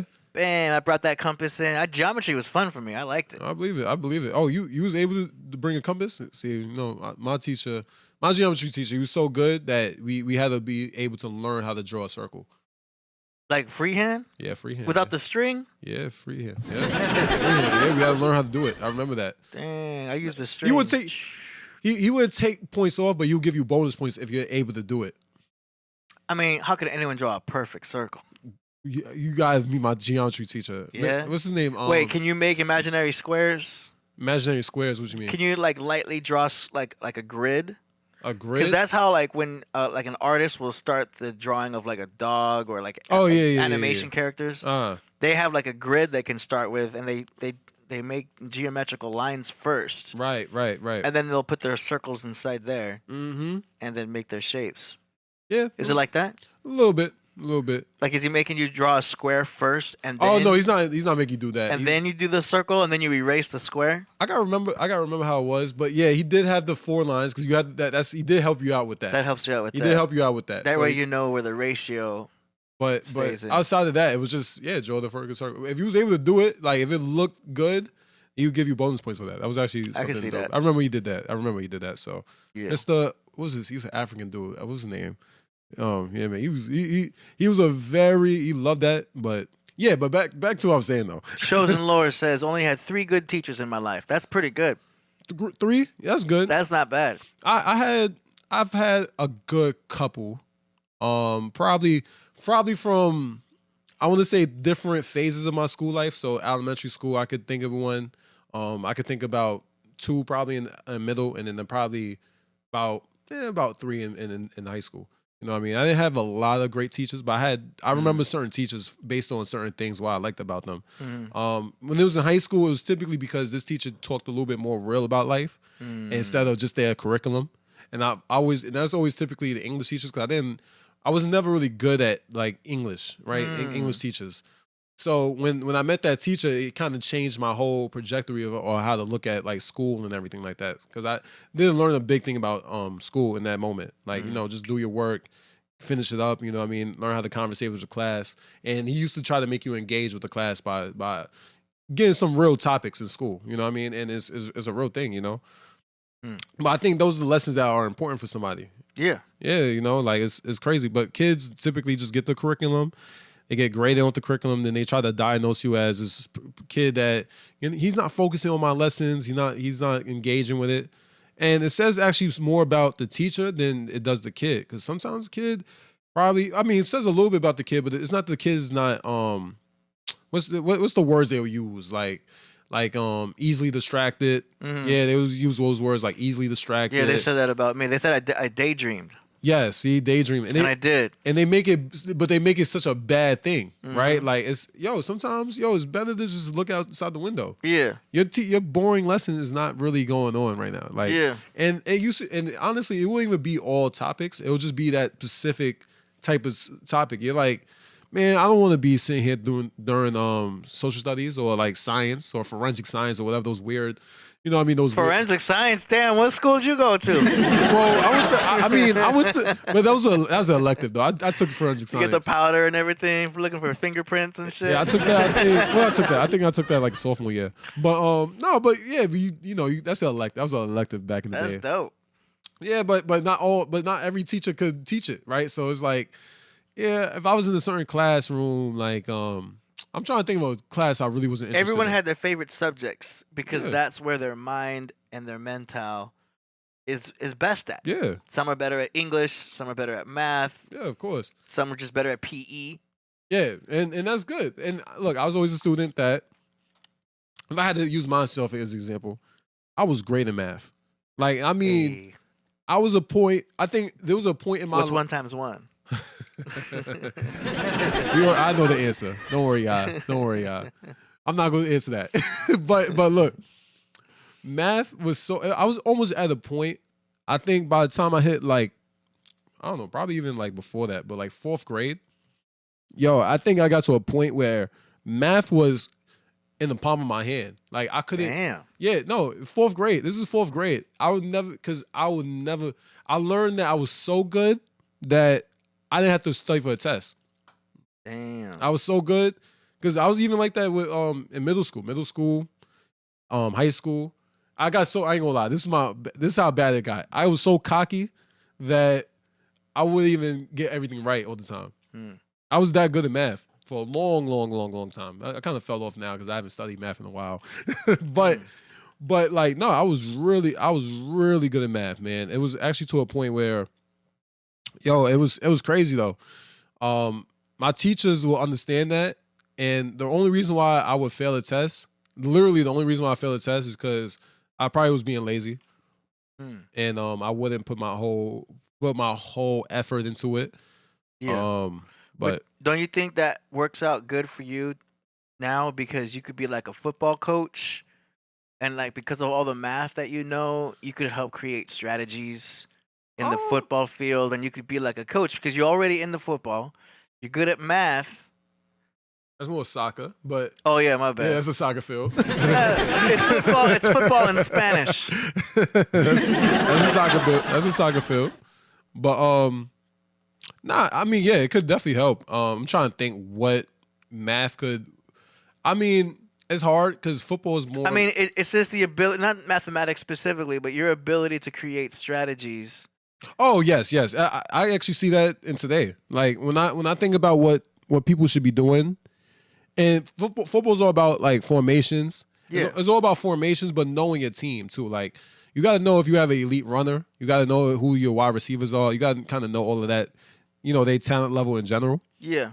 But I typically know who should be getting the ball in certain situations, and based on like based on what down it is. You know what I mean? And that's always a big point too, because I think a lot of teams mess up in that field. I'll never get. Look, I got a lot of love from my football coaches. The one problem I had one time, I gotta tell this story because this is real. There's geometry in these things too, huh? Mm-hmm. Oh yeah. There's a lot going, but Go ahead. But I had a problem with the strategy. They said the first 3 plays, I'll never get this. We're gonna run heavy package. Now, if you don't know what that is, heavy package is something that you can look up. But they said they're gonna run heavy package with one of our big running backs to show the team that we're not scared of them. Pretty much. That's not the words they used, but that's what they were saying, right? And this is a team that was undefeated. I said, we do that, we punt in the ball. I remember saying this to one of my teammates. I said, we do that, we're going to punt the ball on 4th down. What happened when the game happened? We punted the ball on 4th down. But why did I know that? Because you got to know strategy, right? And I'm not saying the heavy package was a problem, but the reason of why we're doing it is a problem. Why we trying to prove ourselves to a team that's undefeated, and we're also undefeated, and we should not be doing that. We should be meeting them with the same impact, and that's how I looked at strategy. Strategy is like, yo, yeah, you can run heavy package, but why not the first 3 plays? No, why not the first down of every time we get some yards or whatever? We just wanted to do 3 times in a row because that's what the coach just said, and I just had a problem with that strategy. It didn't work. We punted the ball on 4th down. That does not win games, right? And that's why I always felt like that was our problem at the same time. You know, I think we kind of fell into that field of like trying to prove ourselves. When my team in high school, especially my senior year, I mean, actually most of my years in high school, we was a good team. It's just that it was at that time I just pointed out that strategy was wrong. But you know, I analyze certain things based on how I feel, how we should go, and how I think the logic is. Like it's nothing wrong. It's nothing wrong with going heavy package. It's just the philosophy behind it. It just doesn't work if you're going against a team that's going to blitz, whatever. But I love strategy. You know, one game I never really got into was chess, because I know that's a very big strategized type of thing. It's kind of weird. I just never learned all the factors of chess. I know how to strategize a little bit, but I know experts is on a whole nother level.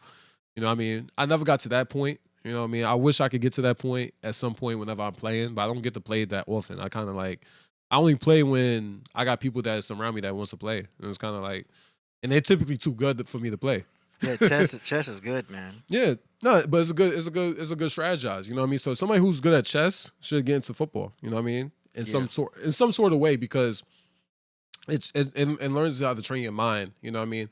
Not how to strategize in the moment, but to strategize ahead of time. Right? Like when we get in certain situations. So, you know, but I've always wanted to get into chess because I think if I was really good in chess, I think my football coach career would have been popping off right now.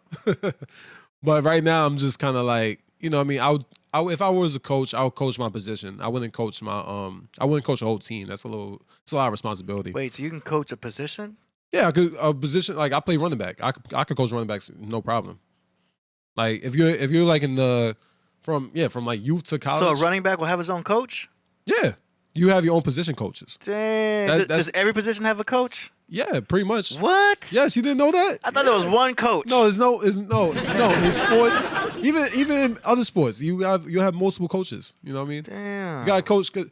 All right. This is another pet peeve of myself. You know what I mean? It actually relates to the teacher thing we kind of said before. But like, yo, there be coaches that will coach you on a position but never played it. And I always had a pet peeve about that. You know what I mean? Because how they see the game is not how you really see. It's not really how you see the game, right? So in college, I had a lineman, a guy who played lineman, teach me how to play running back, and all my running back brothers in that team, right? We all agreed that the way he's talking about it is the wrong way, and football is all about vision, right? If you play running back, it's all about vision. Your eyes tell you everything that's going on, right?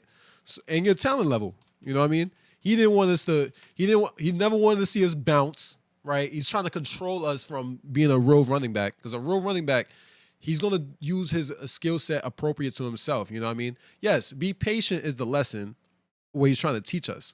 But he said, yo, you can't bounce outside. Just don't bounce outside. This is in college. And I'm sitting there like, yo, there's times when you're going to have to bounce. You know what I mean?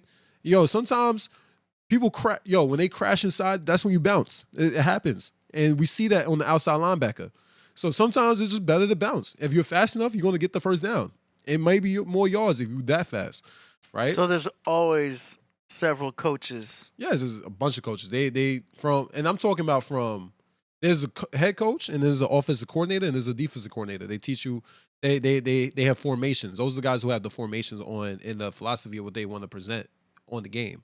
Then there's the position coaches, which is the lower scale, but those guys pretty much teach you how to play that position based on that formation, right? So that's typically what happens. So like when I played running back, I was a part of more of a read option set and more of a zone.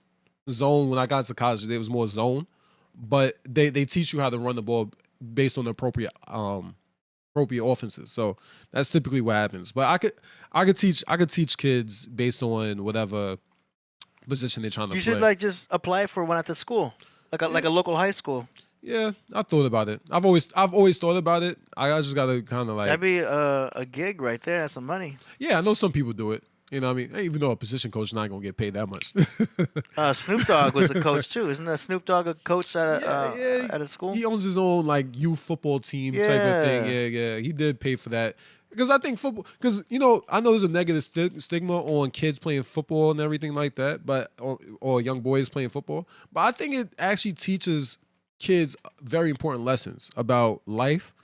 I believe football teaches lessons about life and, you know, some things that you got to kind of learn as a kid and even control your aggression. You know what I mean? Because it's also a nice way to control a kid's aggression. You know what I mean? There's multiple things too. Like there's also like martial arts, kung fu, whatever. There's other things too that teaches you those same things. But football also teaches you teamwork, everything like that. You know, how to stay with the brotherhood and be stronger with your peers, competition, everything like that. So that's what I love about football. That's great, though. Can you imagine being on a team and your coach is Snoop Dogg? Like that's so awesome. I don't know how successful his teams are, but I'm pretty sure that would just be great. I'm pretty sure his money gives you some fly jerseys. I mean, that's the number one thing, right? And looking fly, you know. That's just so cool. But I get there's a negative. I know there's a negative viewpoint in football. Like I get that. And it's not for everybody, right? I'm not gonna lie on that. It's not for everybody. Like sometimes you have to have the right body shape. You got to have the right athleticism. You know, some kids just don't have that, and that's the reality. Some kids are built very awkwardly, and it's the real talk, you know. But if they are able to and athletic enough to play it, I feel like there's a lot of life lessons that go into football. You know what I mean? People just have a problem with the hitting. That's all people really have a problem with because there's a lot of injuries that happen with football. But it's also life too. You know what I mean?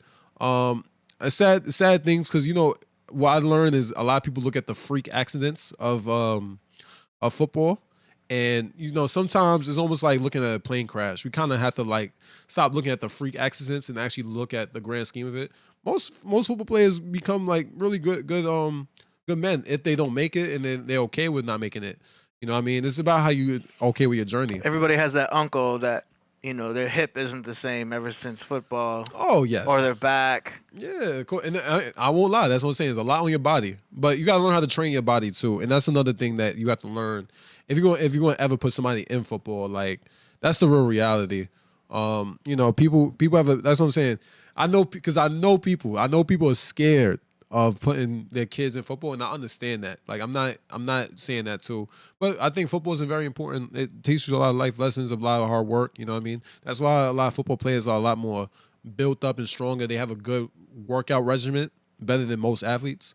The only ones that come close is probably track, in my opinion. But football in the weight room, I think there's no comparison. We always have an addition of that. So.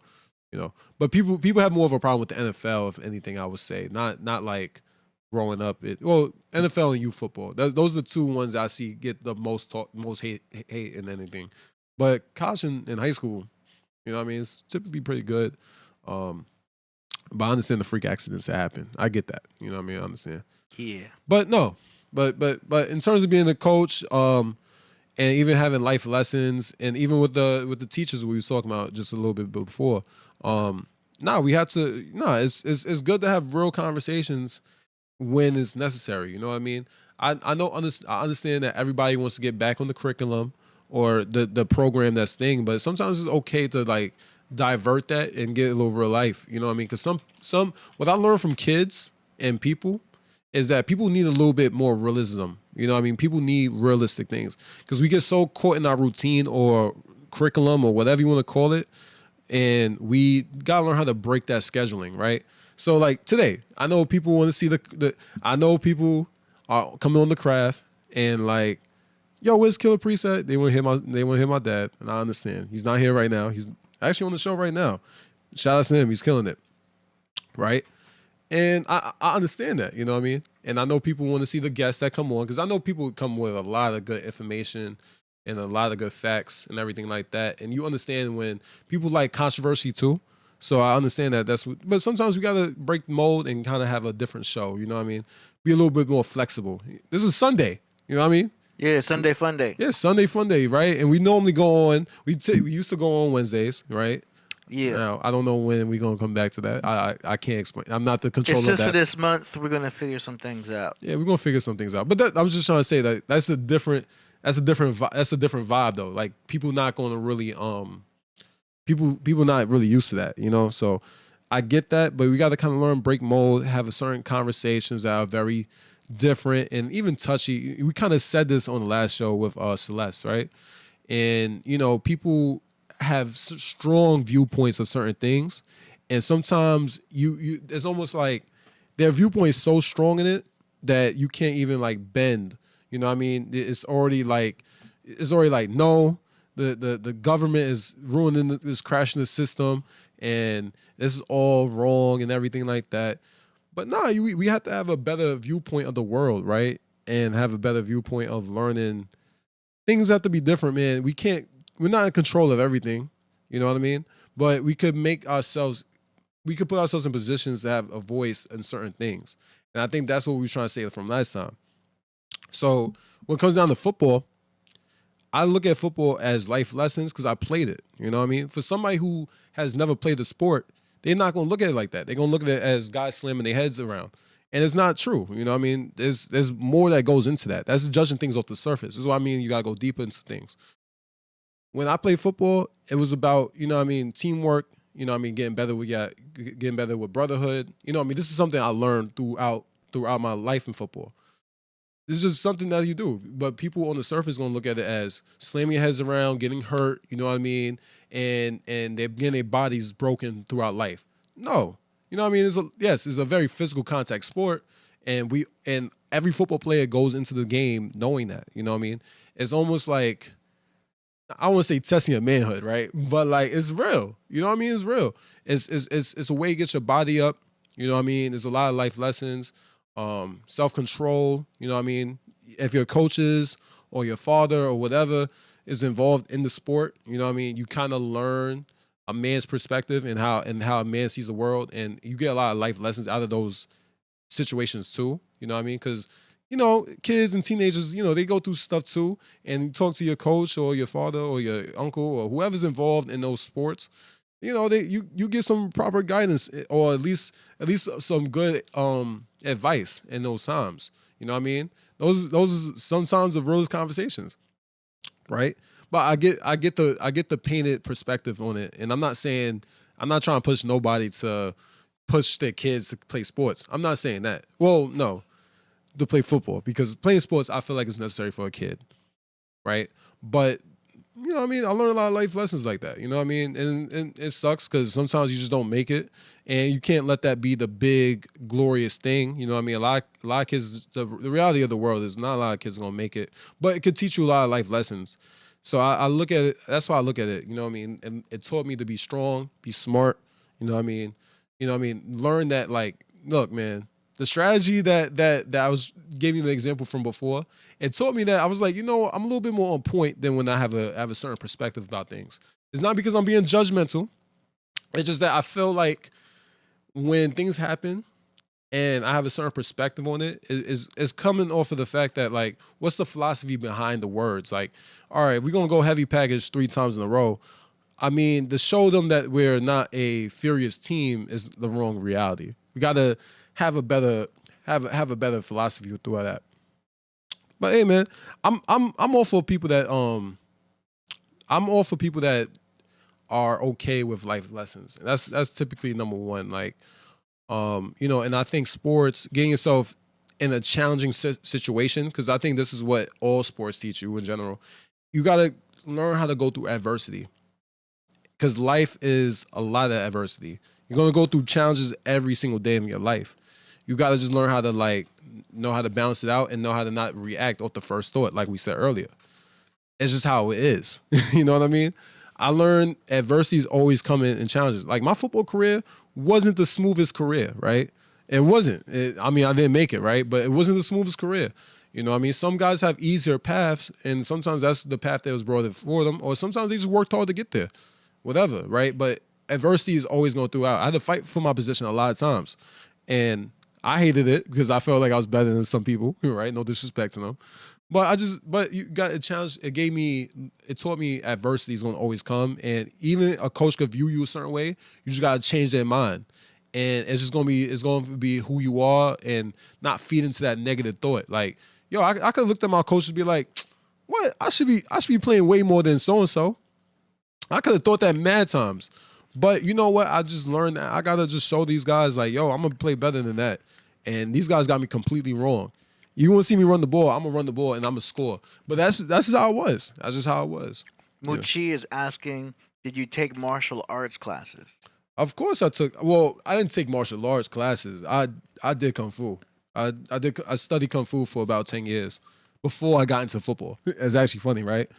So I did football, I did martial arts. Well, actually, no. Let me set y'all off right. I played a little bit baseball. Oh, word. I played a little bit baseball. That didn't really work out. Then I did martial arts for about 10 years or so.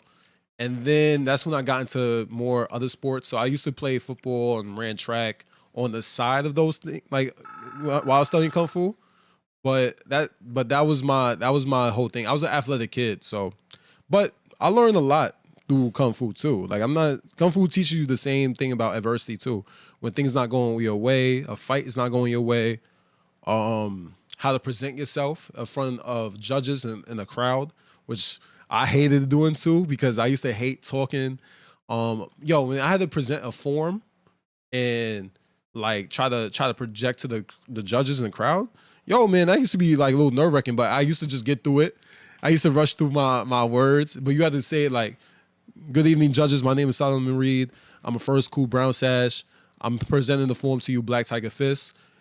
With your permission, may I present my form?" I remember it a little bit. But you had to do that in front of a whole crowd, and then your judges are right there. And it's a lot of nerve-wracking. You know what I mean? When I was a kid, I used to hate that part, because I used to be like, damn, why can't I just present my form? But it taught me a lesson, right? It was like, I had to kind of overcome that battle with myself. You know what I mean? Even though I'm not comfortable fully doing it but it taught me how to, like, present myself. It taught me how to respect the people that's in front of me. And then to show my stuff. You know what I mean? At the end of the day, what I learned was I'm showing them my form anyway, right? All they're gonna really do is get to know me. And it's not really about what you say, right? It's not even about let me say it like this. It's not about how you say it, it's what you're saying anyway. So you're saying yourself, you're projecting yourself, right? And no matter if you struggle speaking a little bit, because I had my issues with that too. No matter what, you're gonna show them who you are, not by those words, but the action that you're about to present before them, right? That's something I learned. It's actually amazing. Amazing. Yo, man. But I was nasty in Kung Fu, because I ain't gonna lie. I was really nasty. You know what I mean? Especially when it came down to sparring. You know what I mean? I was really I was a freak of nature when it came to sparring, because I was able to fight with the best of them. I won't lie on that. You know what I mean? I wasn't always perfect. I had my battles where, a fight's not going my way. I'm not getting my hits off, which I hate. I used to hate not getting my hits off. I was a very aggressive fighter, but I had to also learn patience. And that's what I'm trying to say is like life, you're going to go through life throughout different challenges whenever you're in certain competitions or whatever. I was just more in the athletic side of it. You know what I mean? I'm pretty sure there's different ones for like people that are, you know, like was even in art, right? There's even art competitions, right? When you're kids and stuff like that, painters. And I'm pretty sure, you know, even matter of fact, I'll give you a good one. Even the kids that are trying to get the highest grade, right? There's real competition there too. So I could see, you know, studying is very hard. You know what I mean? You got to study a lot, you know, as a kid. Now, probably is a lot to information, but if that's a kid that's strong in that suit, then go ahead too. But there's a lot of life lessons you can learn out of that. And when you fail, like this is the typical thing with kids, is when they fail, they get in a lower, their self-esteem gets lowered, right? And you got to kind of bring them back to that reality that it's okay to fail. You know what I mean? It's like we like to paint this picture and be like, yo, failure is not acceptable. But no, it's okay to fail because that kid's going to have to learn that harsh reality that, yo, you're going to fail at times. And it's going to suck. And it's terrible when you sit in that pain. But you got to learn how to move on from it and understand your intellect is still there. You know what I mean? And understand that sometimes things are outside of your power in this world, right? Like, yo, man, when I walked away from football, probably was the hardest thing I had to do. Probably one of the hardest things I had to do because I didn't know I had to walk away from football. And it was respecting. It was just more that me and the coach at that senior year, at my senior year in college, it was a respecting. Like I didn't hate the coach for how he thought I should be used. And I understood why he wanted to use me in that way. I wasn't going to sacrifice my body because I understood what it was. I was not going to sacrifice my body to play a position I didn't want to play. And my goal of making to the NFL was over, right? At that point, I was a senior. So, I mean, don't get me wrong. I did a whole bunch of different routes to get to the NFL, but it wasn't worth it. It really wasn't worth it. Your college career got to kind of have to go a little more smoother than that. Even if you're going to struggle a little bit in college, your college career is going to have to go a little bit more smoother than what my path was. It was going to be so much hurdles I had to jump over. And it had been too much. But it was hard for me to walk away because I truly love the game. I love the game. You know what I mean? But, yo, man, I had to walk away. It was tough, man. And, you know, sometimes you get a real appreciation when you walk away from something you love. It's hard to do. I ain't gonna lie. Walking away is one of the hardest things to do. You got to kind of like, and it's almost like those what ifs always get played in your mind. And you're like, yo, you can't focus on those what ifs. You gotta you gotta understand what just happened, and the lessons that was presented for you. So, man, just you know, learn your lessons. Understand failure is necessary in life. Go through adversity. We all go through adversity every day. This challenge is gonna be presented in front of us. Sometimes you gotta just learn the challenge and understand it. You know what I mean? Don't get mad at it. Just understand it, and just learn how to like reflect that back into the world. So. I digress with that. Yeah. What we want to do, AD? We're just looking at these chats. Rakib in the house, eye to eye said, "I actually had fun playing football. It's a cool game." Yeah, man, it's fun. Robert says, "Shout out Norway." Yeah, man. Shout out to everybody.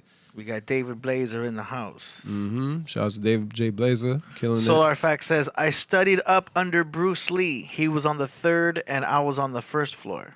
There you go. Dragonfly Jones. Yo, man, and it's good to learn from philosophy. I mean, like, and this is another thing too. What I think people going to understand about Bruce Lee is, obviously y'all know it, right? It wasn't the fact that he was a great martial artist. It's the philosophy of what he saw when he studied martial arts was so great.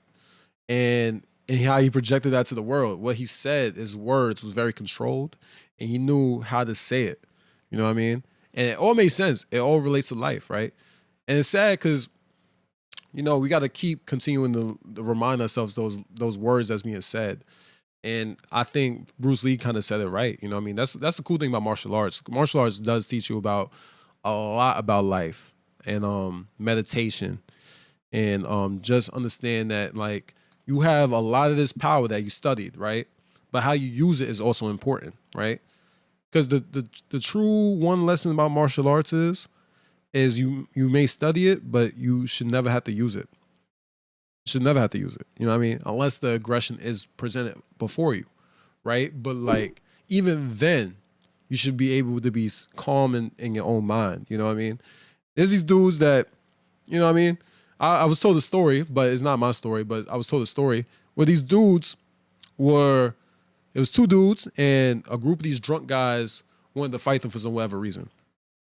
Apparently the two dudes was Asian and they knew martial arts.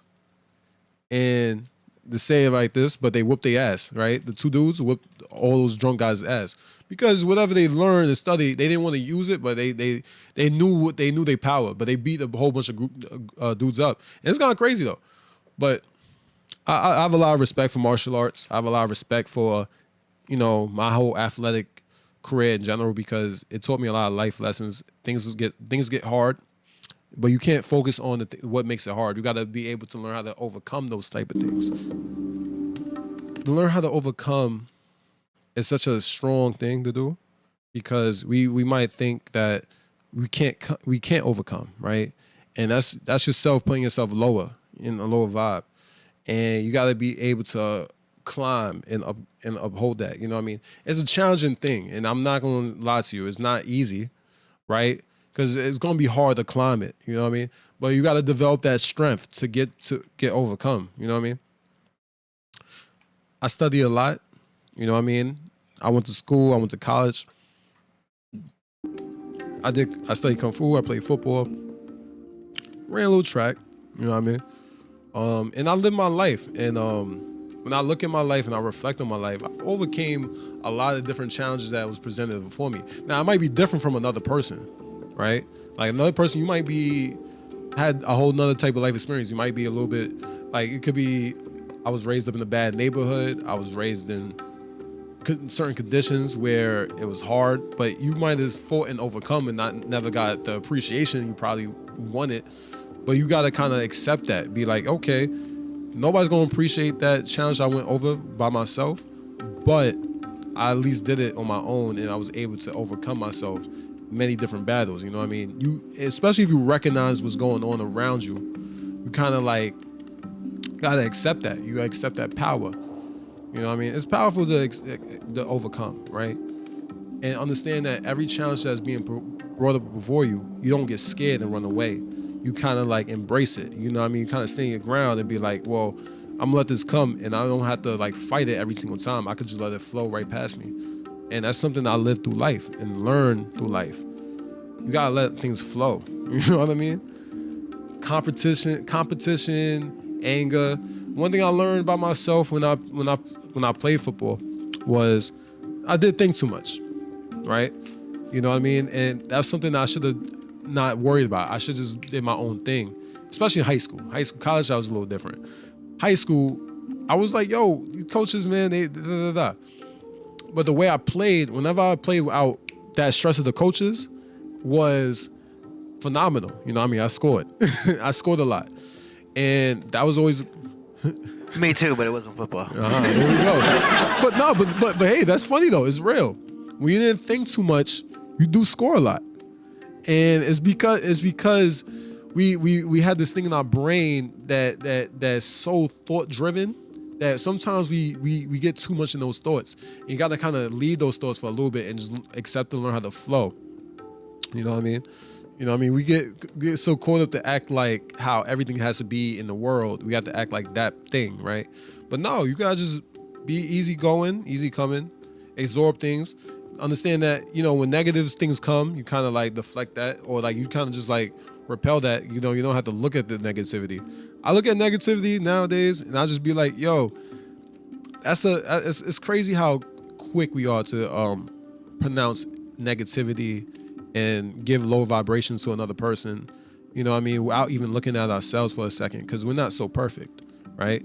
And we'll be so quick to look at somebody's imperfections, and that will somehow make our self-esteem like a better person. But that's wrong, right? Because I think the world gives you karma, right? And I think just like how you bring negative things to a person, the world will give you negativity in some form or fashion, and you're not gonna know how to deal with it. It's a real thing. I'm saying you gotta learn how to walk in the brighter light. You know what I mean? And understand that light comes when it's supposed to come when you're in the darkness, and that's the real talk. But we want to push everything down because we're in a lower self, right? We're in a lower vibe. You know what I mean? But I just try to preach and walk in life. Real talk. Yeah, man. I know we in the dojo right now. Yeah, see, I didn't even catch that. I didn't catch that whole thing just now. That's a surprise to me. It was the flow, man. It was perfect. Nah, that's a real talk. I didn't even know I was in here. But real talk. That's life lessons, man. But I learned that, you know, when you don't think too much and you just kind of go and flow, and you kind of like get presented battles and opportunities and everything like that, yo, man, you're always gonna score the touchdown. You know what I mean? You're free of thought, and actually, it's a real peace. There's a level of peace that's in there too. That means you don't care what's going on around you. Right? You're just worried about the right thing presented for you. You're worried about yourself. You know what I mean? Sometimes I learn, yo, man, it's important that I didn't think too much when I played sports. I was like, you know why? Because I wanted, what the main goal, what I wanted, and this is my selfishness in football, was I wanted the ball and I wanted to score. Coaches.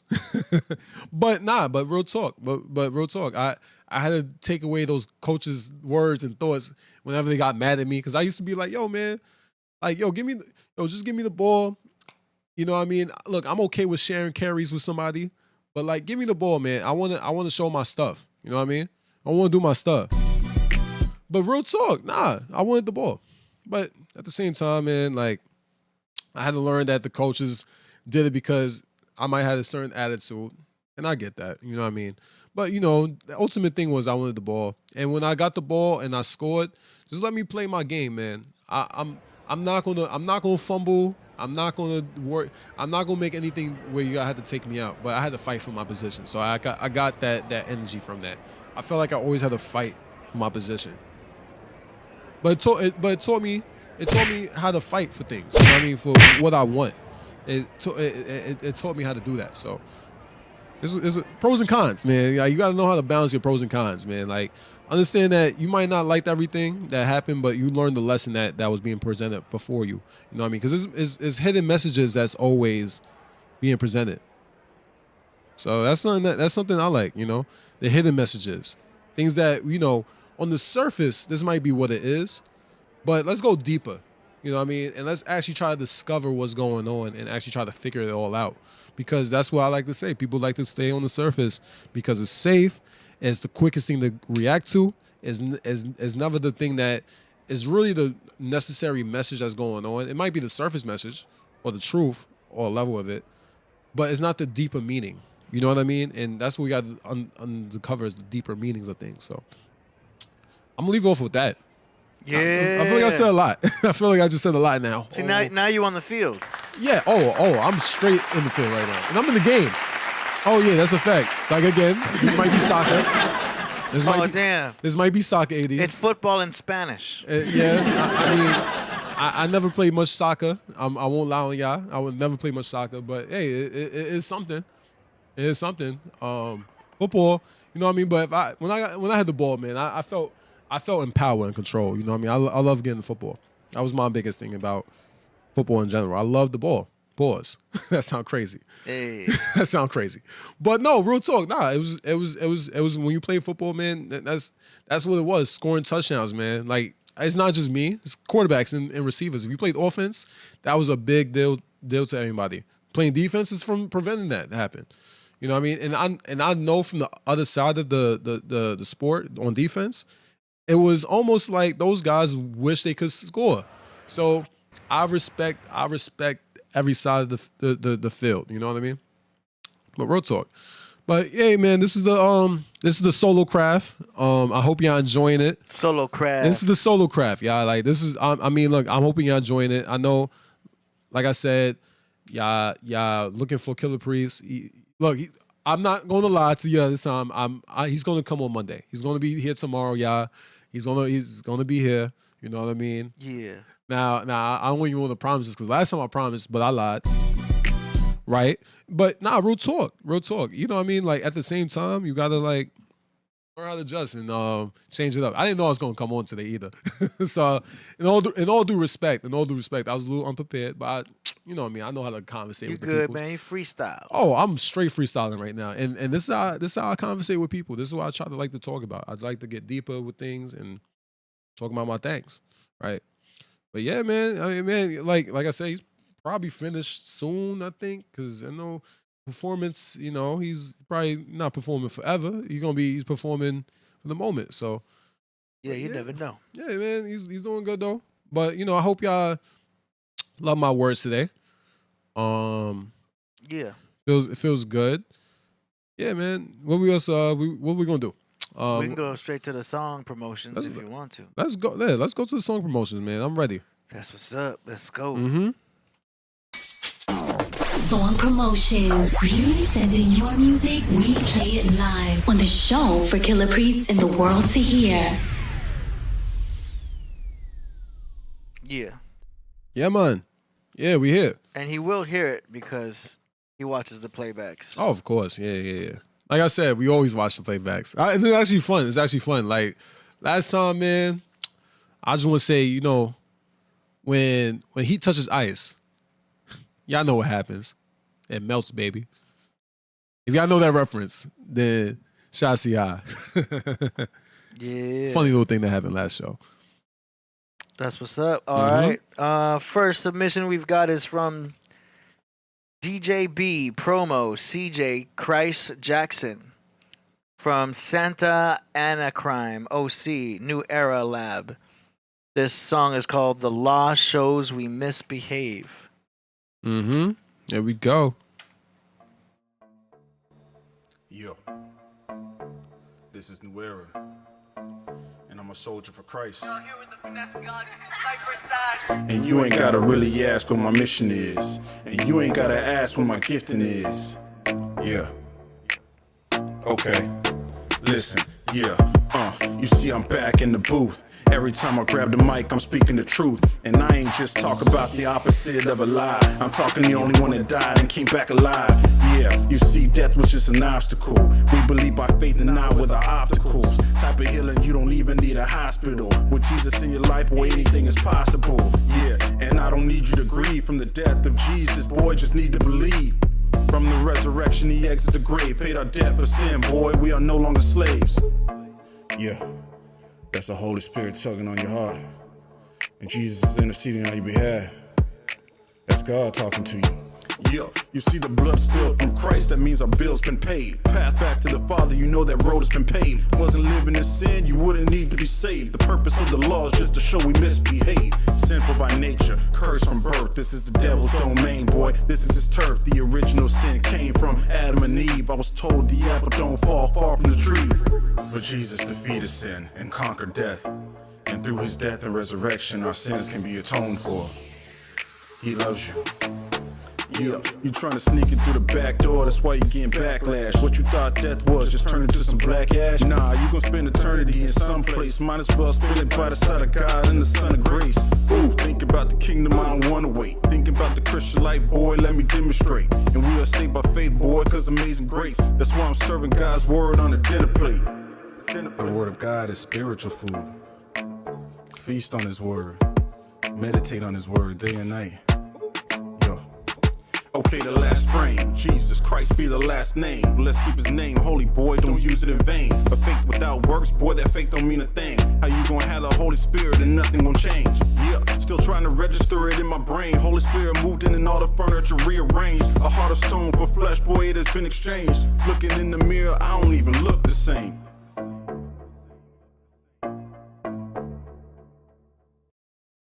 Yo. Okay. That was on some top 40 hip hop vibe right there. Mm-hmm. Yeah. Yeah. Yeah. You know what though? He flipped Rack City. Mm-hmm. Ah, yeah. I caught that. Rack City, I caught that. Yeah. He can call that Holy City. That's right. Holy that's right. City, bitch. Holy, You know? Holy City, bitch. And you know what though? I respect it a lot because he was in the gym. You know what I mean? and it shows he's training, he's working with himself. You know what I mean? And giving the son to listen to too at the same time. So shout out to him, man. Killed that. That's his first time submitting, right? Yeah. Yeah, man. Yeah, that's what's up. That's what's up. I was feeling the beat. I was feeling the vibe. But yeah, he was spitting a lot more, intricate than like Tyga would. Right, of course. I mean, yeah, of course. And that made it interesting too, because you don't normally hear that level of lyricism on that type of beat. Right. You know what I mean? We've already heard that. Y'all know what I'm talking about with that. So that was interesting. It kind of reminds me of what Donnie Arcade does with his music, because he's rapping on trap and drill beats, kind of. And he's got like a Migos vibe when he spits, but it's knowledge and it's more advanced words and stuff, Yeah. M. Kush says, what does he say? He says, I F's with it. Yeah, there we go. Solar Fact says he was going in, though. Yeah, man. I said he did his thing. Much props. Repent rep. Yeah. Yeah. That was cool. Okay. Yeah, shout out to him. That was a cool submission. I like the track. Overall, I got no points about, mix or production or mastering. I thought it was cool. Yep. I mean, look, man. Good. Look, I like it too, because it shows that he's in the gym, man. Like I said, a lot of people don't want to be in the gym, so you gotta, show it. You know what I mean? All right. We got a submission here now from David J. Blazer from San Pedro. Hey. Yeah, this song is called Father, Please Forgive Me and Cleanse My Soul. Okay. On that Christian tip. Mike with the flavor. Hold on, take it from the top. Here we go. It's going to be crazy. Oh, please, God, cleanse my soul. Oh, please, God, hear me when I go. I kneel down, for I see.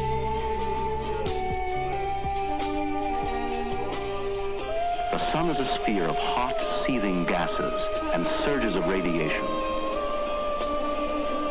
Most of the light we get from the sun comes from a thin, bright layer which defines its visible edge, the photosphere. Above it, the chromosphere, a region of flaming outbursts of gas. Outbursts of light beams hit your ass. Right where it's super white. Ignite the mic with the flavor. Dangerous Dan, he is the man. Yo, whether or not I can, I'm gonna grab the microphone and put the shit in check. I'm gonna get you motherfuckers to show us some respect. And if you wanna step, I don't have to break your neck. I can just show you love, and then we can bet we'll have some respect. Come together and start taking these checks and cashing them, and taking these whack MCs and start smashing them. And I don't give a man fuck. I'm straight blasting them, hitting them up. I'll take them out. This is King David with the slingshot. You can't handle the scandalous. I'm like King Kong. Hit your ass up like I'm getting ping pong paddle. Yo, you don't want a battle. I come through with my crew and we smash dudes one at a time, one of a kind. Rhymes off the top of the mind. My mind designed to bust my rhyme than the average MC. Trying to be spitting some written shit. Shut the fuck up, bitch, and get it where you fitting, kid. You like a square in a triangular socket, so stop it. You're obnoxious, sick of my cock, bitch. I'm in my cockpit, take off quick in my rocket shit. Just like this, just like this. What the fuck you talking about? Nothing, bitch. My fucking cock's in your mouth, busting like it be nothing. And now I'm really out. What do I take out? Before you take it and make it disease. Check these MP3s that I sent to these MCs overseas. Like, would I fuck with these?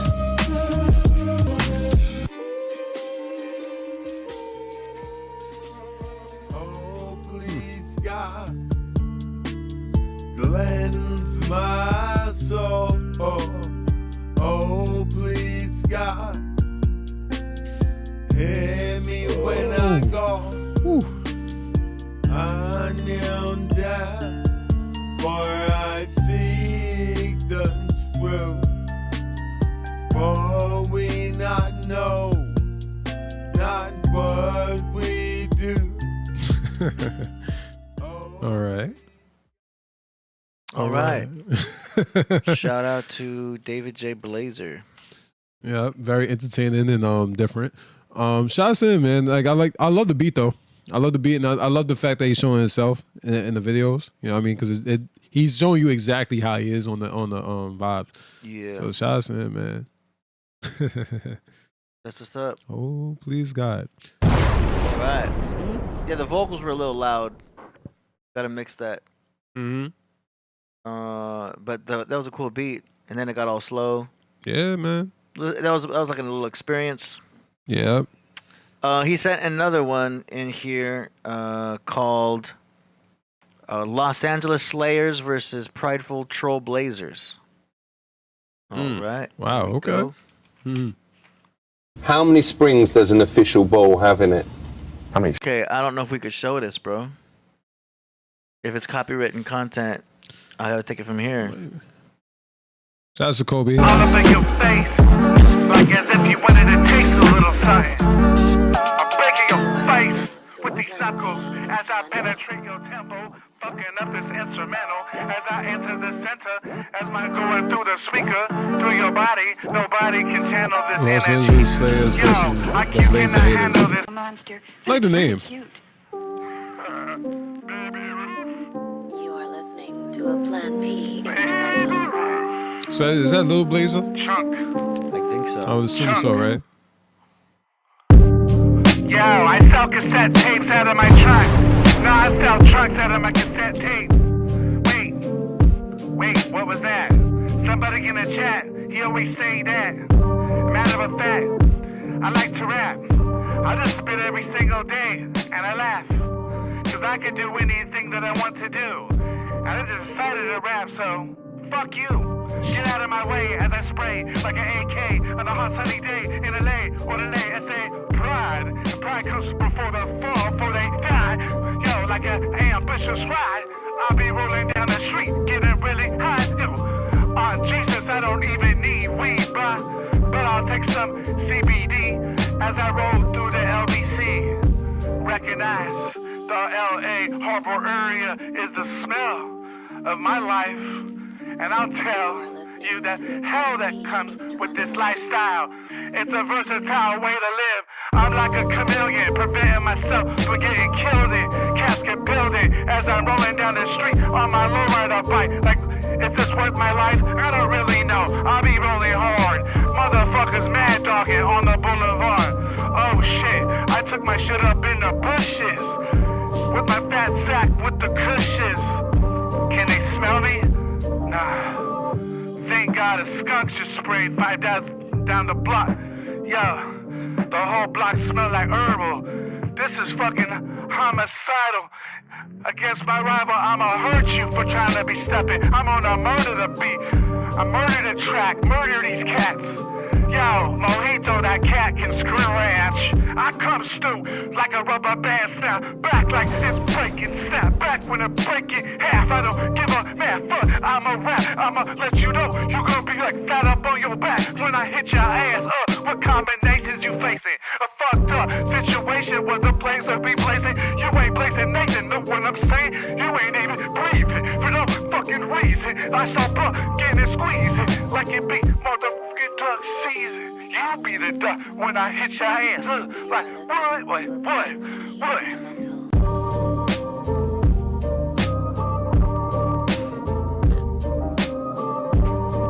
Alright.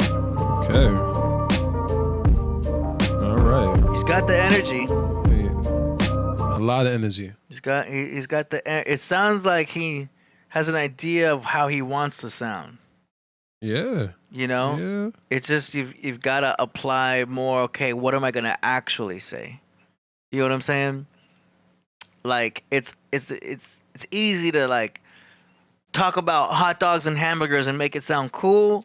But if you're just talking about hot dogs and hamburgers, it's not really have an impact. You know what I mean? Right. But you could spit a rap song that sounds cool audibly, talking about nothing, or you could say something and make it sound dope. And I think that's the goal. You know what I mean? So you've got the sound that you want to sound like, but you've got to sit down with your words. If words are that magical and powerful, you might as well be very selective of every word you say. You know what I'm saying? Very well put. I ain't gonna lie, I can't even follow that up. That was very well put, AD.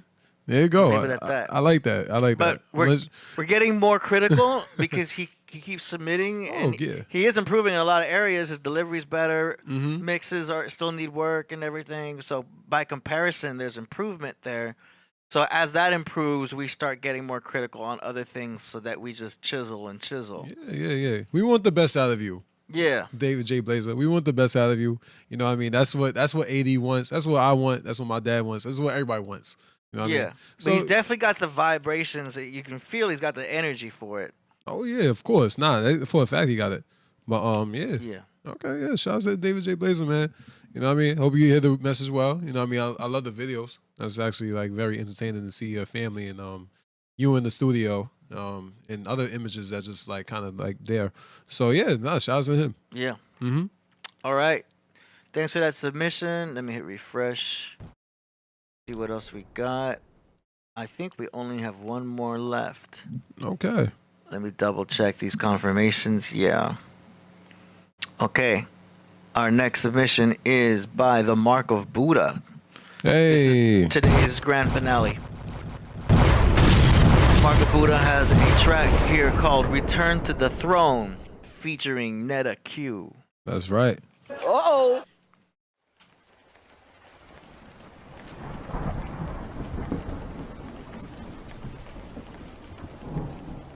It's the Mark of Buddha.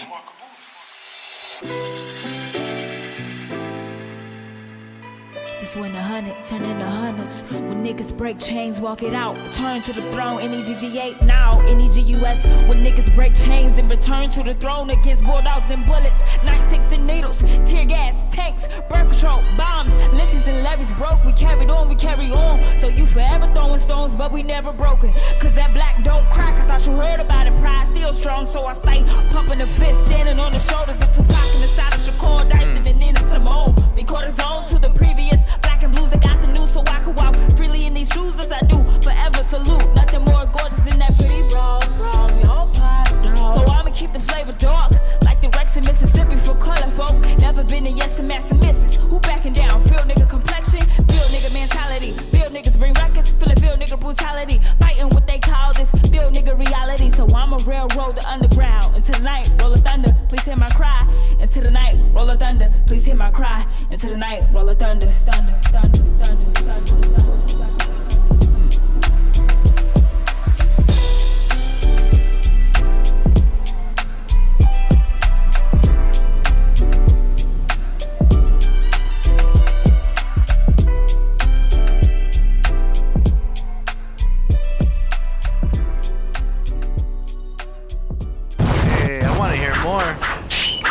That was real good.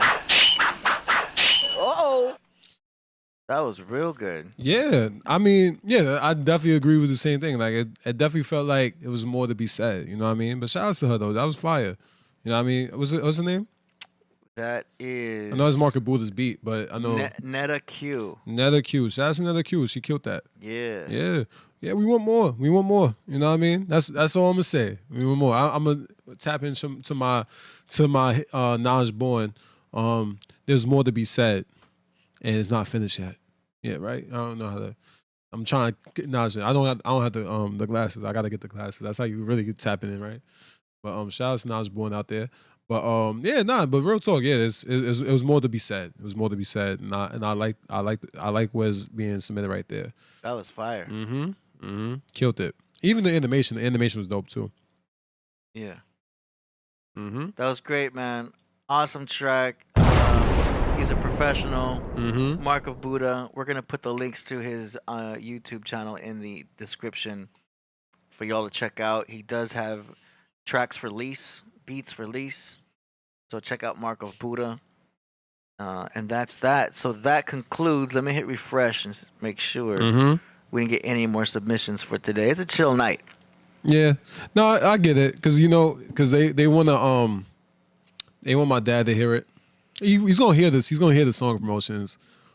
When he watches it, rewatches it. But I understand why it's less than normal. They want to see his reactions. Because they want to see his reactions. They actually want to listen to him. So I get that part of it. You know what I mean? But shout out to everybody that submits songs and everything. But I get it though. I get how people are. They're like, "What's Killah Priest? I want to see my songs and everything like that, dedicated to him." And I get it. But that was cool. Yeah, that was good. That was good though. Shout out to everybody who submitted tracks. You can submit for tomorrow's show also. Where he'll be here. Yes, he will be here, y'all. I just want to make sure y'all know this, because I know I made this promise last week, and he wasn't fortunate. He's a busy man. You gotta let people be busy. You know what I mean? And when I come through, I just try to, fill in that seat. You know what I mean? I hope the seat is, being filled appropriately. You know what I mean? But real talk. Yeah, man, you did a great job. Thank you so much. I mean, this concludes the song promotions, right? That's it. Man, well, I mean, I hate to get out of here though. You know what I mean? Like, I actually do enjoy talking to y'all. This is a very, I understand what y'all saying. This is a very good time for therapy, and talk about like what I think about for the world, you know what I mean, and gain my perspective, because y'all got to get to know me a little bit too, because you know what I mean. I know y'all know my father, and that's cool. But I want y'all to see my perspective too. You know what I mean? Like, things that I've been through is what I've seen too. So I try to fill in the chair the best I can. I'm not the most entertaining person. You know what I mean? I won't lie to you that. You're good, man. You're entertaining. They like it. Oh, I hope so. You know what I mean? I hope so. I just try to, because I like to sit back, analyze, and talk, and understand what things is going on in the world. And me, I'm always for educational topics. You know what I mean? I didn't have nothing planned. So this is me literally freestyling for y'all. Like, this is literally me freestyling, like just talking about different things and what I see, and get the young people's perspectives, because I think this is another thing too. Sometimes I think people got to get the younger perspective on people. You know what I mean? Because I know everybody deals with they grown adult life or whatever, and people that are 28 to 30. You know what I mean? Or even like to the younger crowd, you know what I mean? You got to gain their perspective, because we live life too. And we deal with different experiences based on whatever's being presented before us. So it's good to get my perspective on things too, because I see things too. And I get people's mindsets sometimes. And I understand that, we are in a fearful society that's trying to push a lot of negative and lower vibrations. But we got to also be able to use our minds and uplift people and, see it from my perspective. You know what I mean? For a little bit. You know what I mean? Just for a little bit. But yeah, man. But I just got the word though. My dad, he said he just finished the show. He killed it, y'all. You think he's gonna join the Zoom? No, I don't think so. I think this is me just about to wrap it up and end the show. But like, I was just letting everybody know that he killed the show. He had a great show. If he was able to check it out, please let us know. You know what I mean? And make sure y'all tune in. We will be here. AD, you got anything else to say? Nope. Okay. I'll see y'all tomorrow. That's all I gotta say. Well, there you go. Well, I'm gonna get out of here, y'all. Y'all live y'all life. I'm gonna see y'all tomorrow. My dad's gonna be here tomorrow. I promise y'all, I'm not gonna lie. I'm not lying to y'all. I won't lie to y'all unless you're not lying. Nah, I'm not lying. This time I'm being honest. I'm being real. I'm honest. Unless something comes up, you know what I mean? Because sometimes things come out. I won't lie. If something come up, and y'all see my face tomorrow, don't get angry, please. I don't shoot the messenger. Don't, please not. But we have a special guest, I think, tomorrow. So it's gonna be a little bit more exciting, more entertaining. So yeah. So we should have something going on. So, but peace, y'all. Live your life, man. SoloGem's out.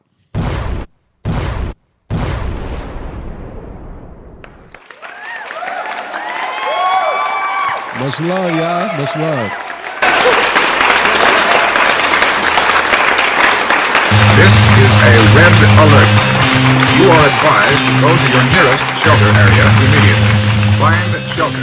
There is not time to leave the city. Your state civil defense director has just issued the following instructions. Please remain calm. Priest, knife, her fingers form devil horns while playing heavy metal songs. Rose petals she lay naked on. Open up the necrocon. C's equal turn to Metatron. Raven on the ceiling but the head is gone. The threshold, her flesh cold, necros. Death holds you in plain face and dress clothes. Insane bass and treble, techno. Killer army with the apes of the ghetto. Killer bees manifest. We come from from the hive to attack the nest. These bees wear bulletproof vests. This is hunting land. Son and man, take your head for less than 100 grand. Blood on our wings, blood on our hands. We come alive after dark. We party at Wood Creek Park.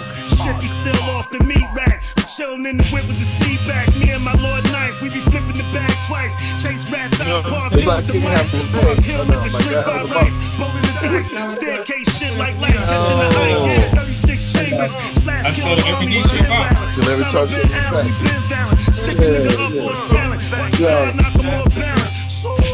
Watch him come down from the mountains. Pow, bang. Yeah, what up, AD? What's up? What up, SoloGem? Now you can't out me. 4, 5, 6. Yo, we was just about to close the show. Yeah, man. Yo, it was very touching. Shout out to DJ Merce, 1200, pioneer DJ out here. We in Whittier. Met his moms. It was deep, brother. I'm not gonna show my face. I'm gonna just be in and out. Young Pac here. Oh yeah, shout out to Young Pac. Yeah. I kind of lied to the people just now. Shout out to the podcast. Hey, yo, Peace. Yo, peace. What's good, Yo, Young peace, Pac? guys. How are you? Peace. I'm doing great. I'm doing good. How you? Man, all is well, man. We had to bless the brother off a minute ago here just now. That's right. We had to do what the old man upstairs told us to do, man. Help the people. Right. Because a lot of people don't understand it. Every knee shall bow and every tongue shall confess, and you know how it go. That's right. It's all about the lessons, man. So we finished up, and we'll get a little nourishment, and we about to get back to the chamber. Hold on real quick. That's right. Yeah. All right, y'all doing what y'all on? Y'all on songs? Nah, we ended the show just now. Yeah. We came back to let you say your piece. Yeah, we were playing the exit music. So we came back. Yeah, we came back. Oh, y'all about to go. Oh. Yeah, because I'll meet y'all. Yo, AD, I'm gonna see you. I'll see you tomorrow. All right, cool. That's what's up. We got this cat. We got Dave, right? Expert on animals, gonna come through too. Tomorrow? And then we got shout out to Celeste. Celeste gonna be coming back on. She gonna be one of the regulars, man. It's gonna be dope. So shout out to everybody, Leo Season. Shout out SoloGem's AD. I did a great job. SoloGem, you held it down. I'm gonna check it out later though. Oh yeah. Check us out. We just talked about a lot. But yeah. Yeah. Make All sure right. y'all hit that like button. Subscribe. Yes, Show SoloGem some love too, because he up there doing his thing. So hit his CashApp up, y'all. Oh Don't be scared. Good looking. Word. But yeah. All right. All right. I'm gonna let you go. All right, we out. One. All right, peace. Oh, I'm sorry, y'all. I lied again. My fault. I didn't know he was coming. Hey, I didn't know he was gonna come on like that just now. That's a treat for the people who stuck around. Yeah. Because some people would just maybe leave, but the numbers don't go down when we do the exit. Oh yeah, of course not. But those are the people that's loyal. You feel me? That's the people that want to. You know what I mean? Because I get it. Because it's so quick to exit. You know what I mean? They just like, yo, I'm out of here. Solo's talking. But then, hey, out of nowhere, you know what I mean? It came.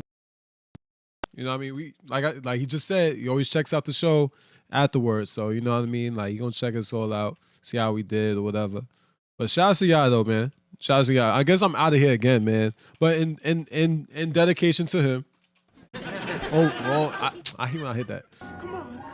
All right, we out again, y'all. Peace. There you go. Yep, there we go, man. All right.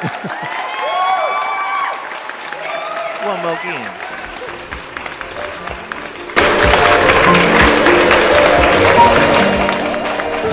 Yo, aspect, slow moves, Killah Priest stuff. Rap dagger, the master, manipulate matter. Crystallizing Christ conscience, conjure up Dracula, the conqueror from Africa.